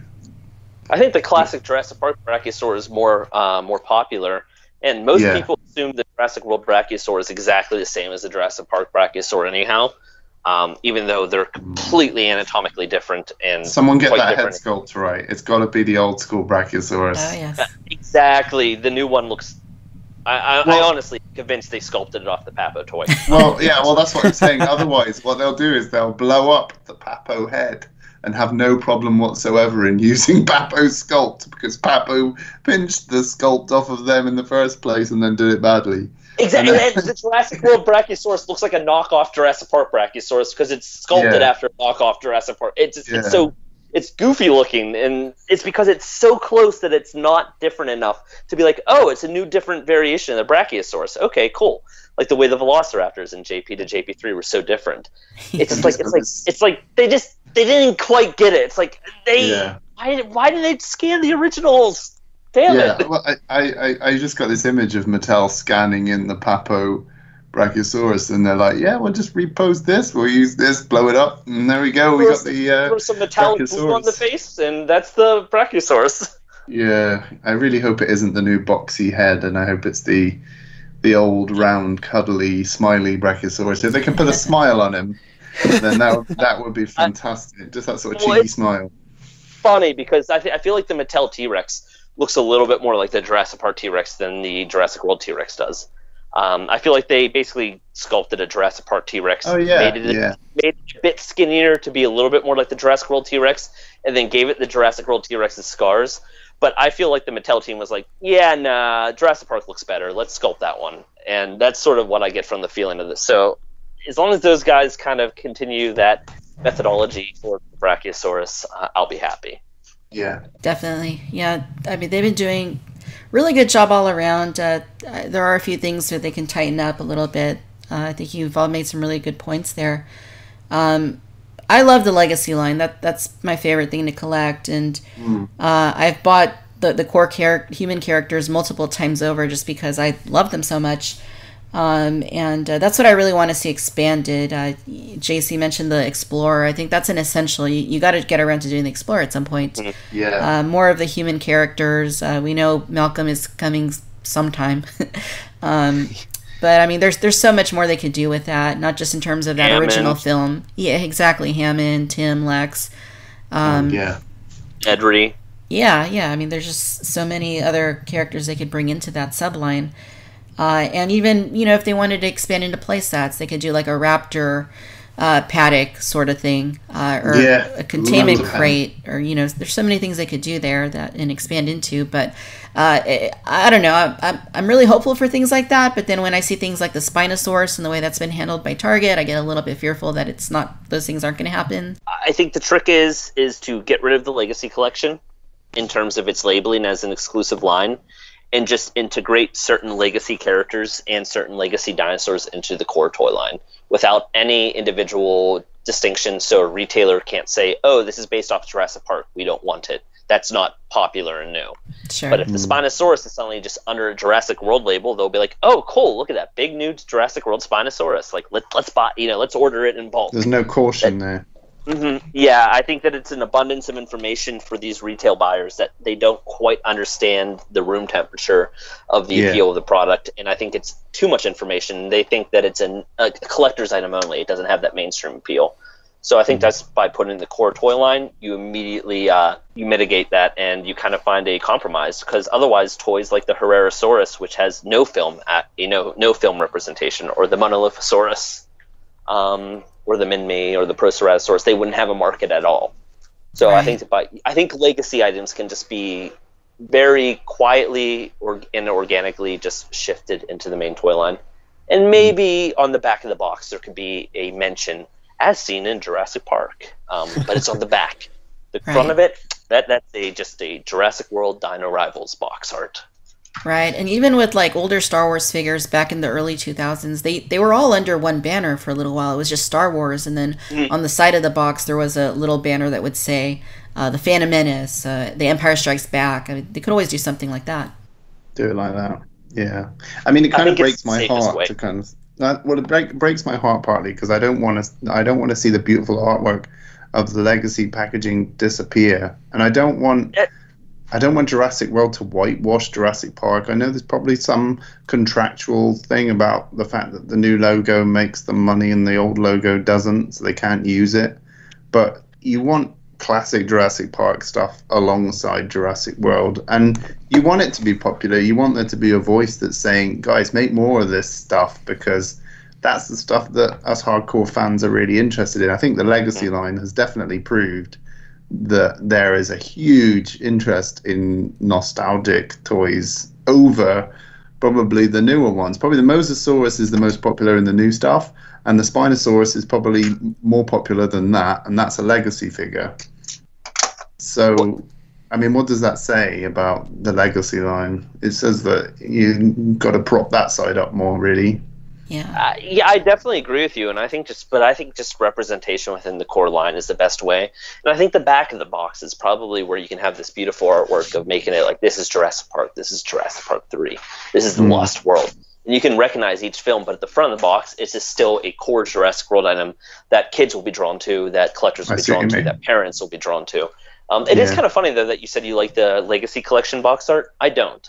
I think it looks very dollar store and very kind of thrown together. It just looks very discount to me. It's like the logo's at the wrong place. The logo's too small. The T-Rex is a Jurassic World T-Rex. It looks kind of cheap up. It just kind of looks like a knockoff item to me, actually. I can see that. I like the idea behind it, but the colors are kind of bland, and I mean, don't get me wrong. Right. I want a Jurassic Park box, if I'm honest. When they said legacy line, I was like, oh man, and they're going to do the sunset, they're going to have the Jurassic Park logo, it's going to be all updated, and it's going to look really slick and retro. And I thought they were going to do essentially what the Star Wars has done with its legacy line. And I was like, that would be so cool if they get it on point. And they brought out the legacy line, and yeah, I was disappointed.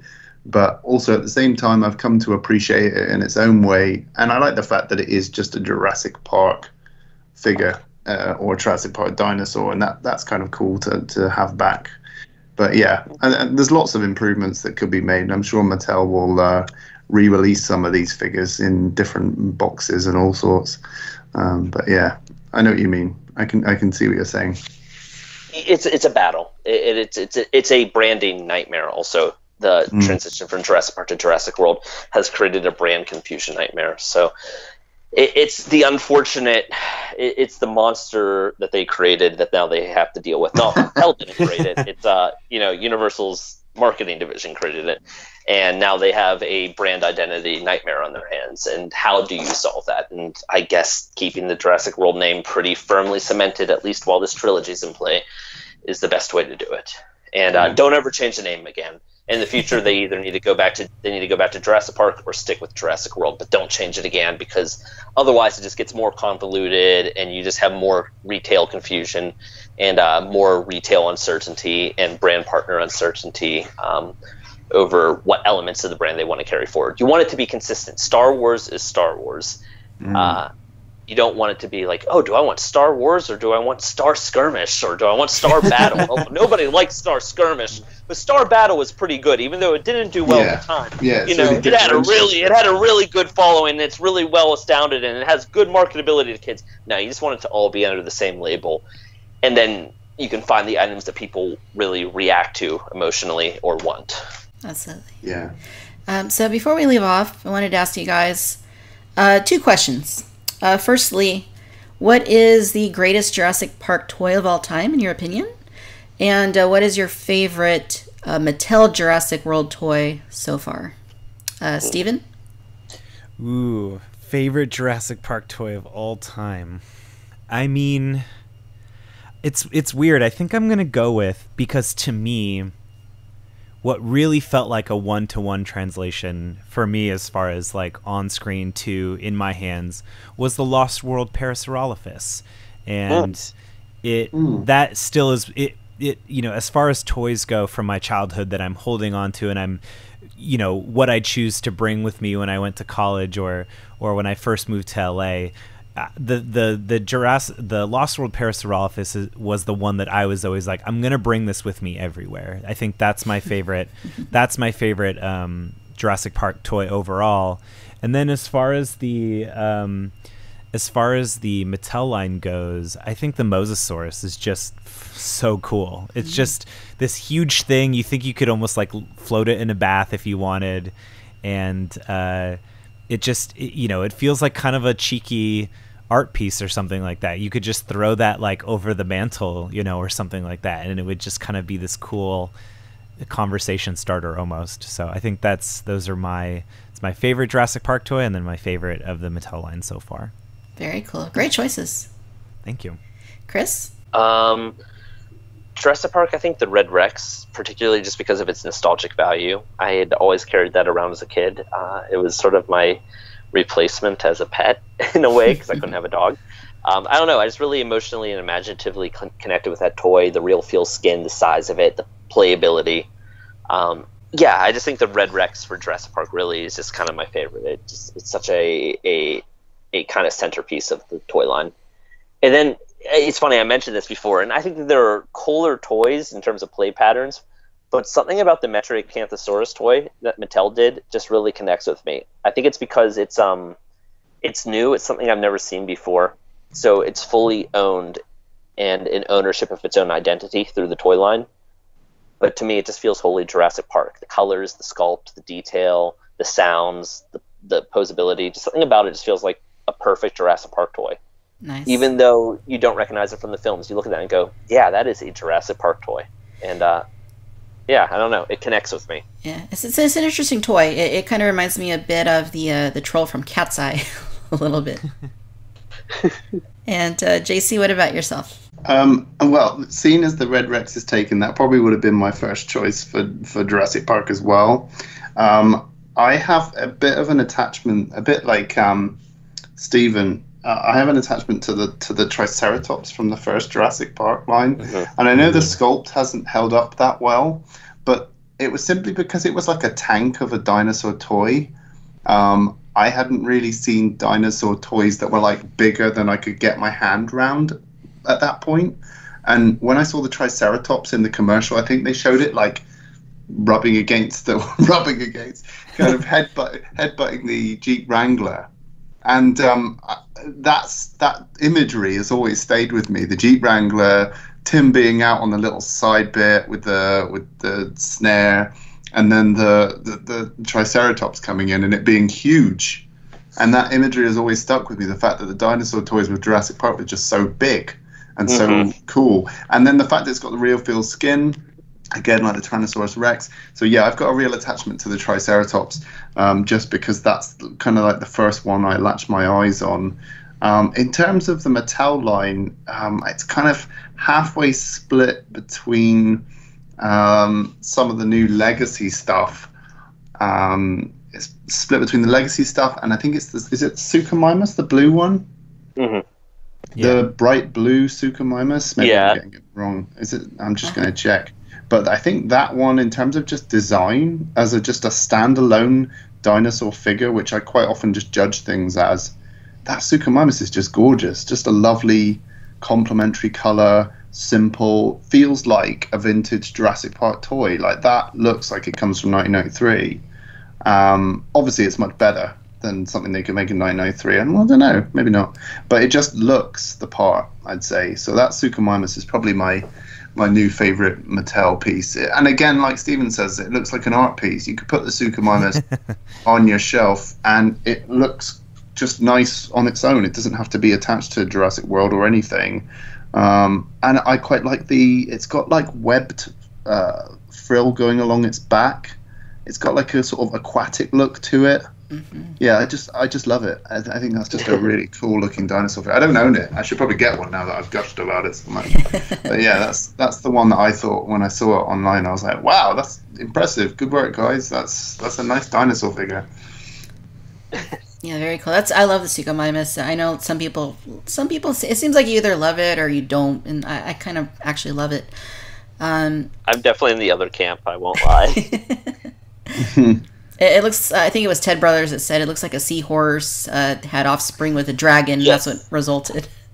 Yeah, it really feels like a Chaos Effect toy with a less cartoony art style to me. But Yeah. it feels like Chaos Effect, but realistic. I really like the Raptor from the Chaos Effect line, the blue one. I've always Alpha loved that. Raptor. Yeah, and it's not because it's Jurassic Park related. In fact, I'd rather it not be Jurassic Park related. It's just because it's so damn stylized. It's so sweet as a design, as a standalone, almost like a comic book illustration. It's just so proud and loud, and I just love that about those. I didn't like the Chaos Effect line, but that Raptor has always stayed with me as like, wow, that is just a really cool, tight design. Definitely. Yeah, it's really cool looking. Love the colors and the very 90s looking also. Very 90s, yeah. Yeah. Exactly. So for me, as far as for greatest of all time, in my opinion, I don't know that it's the greatest toy, but my favorite personally, it's got to be the Red Rex, and it's just because of the nostalgia. It's because of the memories of getting it on Christmas morning and having it by my side essentially for the last 25 years, and there's just nothing that can live up to that. I mean, you can have a new toy that looks a lot more realistic and more closely matches the source material, but you can't create a new toy that's going to recapture those exact feelings. So I would say that. And for Mattel, I kind of feel like I do love the Legacy line. Like I said, that's my favorite of the lines that they have going on. And I love the Mosasaurus. Stephen, you mentioned the Mosasaurus is a fantastic toy. It looks amazing. But if I had to pick one, I love the Super Colossal T-Rex. For the price point, it's gigantic. It looks so screen accurate to Rexian, the original film. And I mean, it just the sheer size of it. I mean, it's the kind of thing that, a few years ago when Hasbro had control of the line, you never would have imagined would have happened. And here it is. I have three of them now. And one of them standing proudly on my DTOF, and I absolutely love it. That's cool. Where are the other two? I have to ask, where are the other two then? Well, one of them is just the regular Super Colossal, and she's I got her from Amazon. She came in the Amazon the Mattel shipper box, so she's in there. She's staying in there until nice. Minty fresh. Yeah, she's just gonna stay there, and then of course one's the battle damage. That one I haven't gotten around to opening that one either. That one's I'd like to do that. I don't have room to display two Super Colossals, unfortunately, so she's staying in her box for now as well. They could Cool. they could guard the front of your place like two lions, gracing the entrance. Oh yeah, I like that. Totally. That's cool. So before we depart, any final thoughts that anybody would like to share before we leave? Yeah, actually thinking about it with the Mattel line, I really like the Triceratops as well. Mainly because there's a mirror of what I said about seeing the large Triceratops Jurassic Park toy. That is like a really cool updated version of that. I think the coloration's off by a bit, but the sculpt is really nice. Mm-hmm. Yeah, it's a beautiful sculpt. It is. I would love to see a grayish, sort of bluish Jurassic Park actual, like, authentic coloration on it. And I would love to see me too. And I would love to see it bigger, because it is a bit small. It should be about the size of the Stegosaur, Yeah. in my opinion. But, yeah. Yeah, definitely. Would love to see them redo that one. I mean, it's a great toy, but I agree. She seems a little small. I don't know that it's actually... I mean, when you look at it next to the Stegosaurus, I don't know if it's the Stegosaurus that's big. I feel like in the Lost World they were huge. But when you stand your Alan Grant figure next to the Triceratops, it seems pretty close. So I don't know if it's just a perception thing or if it is in fact a little small. But definitely a great toy. Absolutely. So one more thing I wanted to add here, and I don't know if anyone else feels similarly, but when I was a kid and, dealing with the Kenner toys, of course you have your characters like Tim, who has the snare, and, Ellen, who has the atomic bomb for some reason. I always envisioned seeing these toys. I always imagined in the film, we see it ending where our heroes depart in the helicopter. I always imagined that the toys were kind of like a thing as if, as they were in the helicopter, they said, you know what, wait, these dinosaurs have escaped. We need to go back and fix the situation. They turned the copter around and went back, and that's what the toy line essentially feels like to me. Yeah, it does feel like an alternative sequel. It feels like both the events of Jurassic Park and then an alternative sequel were kind of developed in the toy line. It's an expanded non-canon universe, which I love. Yeah, absolutely. Agreed. Love it. And I would love to see that kind of brought to Mattel. Is like, just expand the story. Let's not have 20 different Owen figures. Let's create new characters, new backgrounds, new names, and let's go crazy with it and just have a hell of a lot of fun and invoke our imaginations. And then, you can bring a new Owen as a squad leader of this team of misfit, weird commando, dino, vet warriors. Yes, that'd be really cool. But hopefully before they get to that point, they do give us Henry Wu, they give us Hammond. And Henry Wu, yes, Hammond. Yes. The list goes on. We could be here all day. Yeah. But, yeah. And also, if they're doing Hammond, can he actually have a transparent little sphere as the amber egg? I don't want it to be painted orange. Oh, yeah, it would have to be transparent for sure. So you want it to be an actual little amber cane. Yes. That'd be great.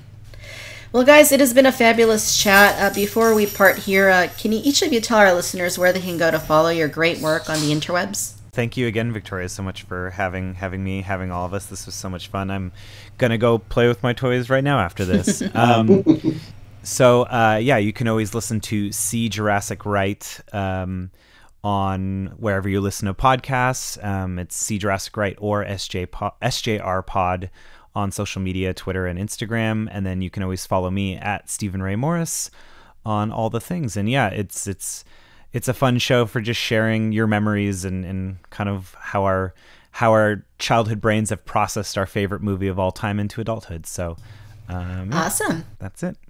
You can personally follow me on Twitter or Instagram under Chris Likes Dinos. I'm definitely very active on Twitter, not so much other social media platforms. And then, of course, everything with Jurassic Outpost.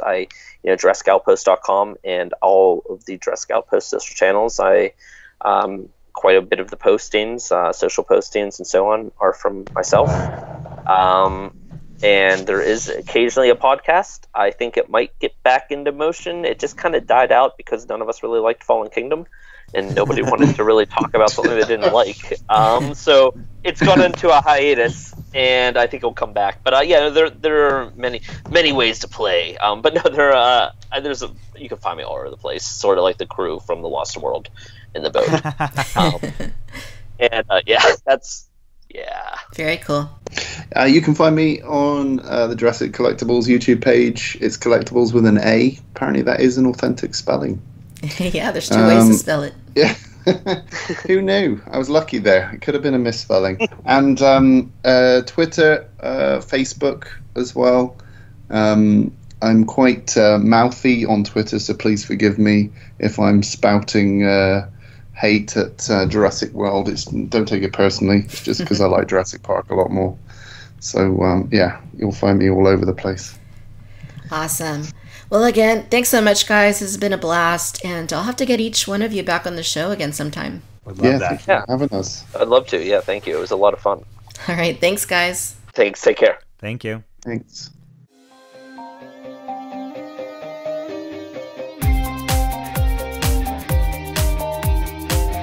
What a fun chat. That'll do it for the 32nd episode of the Cantina Chatter Podcast. Once again, I'd like to thank Stephen Ray Morris, Chris Pugh, and Jurassic Collectables for taking the time to chat with me today about the 25th anniversary of the Jurassic Park franchise and our favorite toys that have come out in that time. We all love this toy line so much, and it's been great reminiscing about all the great JP toys we grew up with.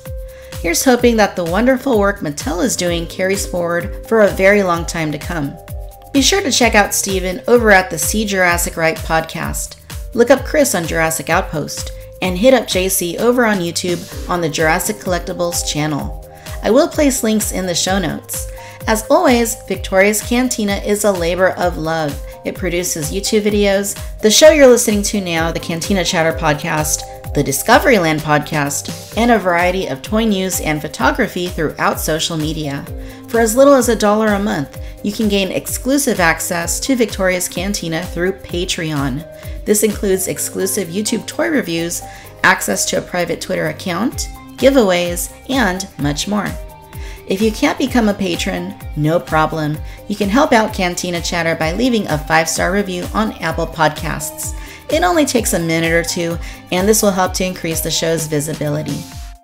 Be sure to follow Victoria's Cantina on Instagram, Twitter, and Facebook. Thanks for tuning in to the Cantina Chatter Podcast.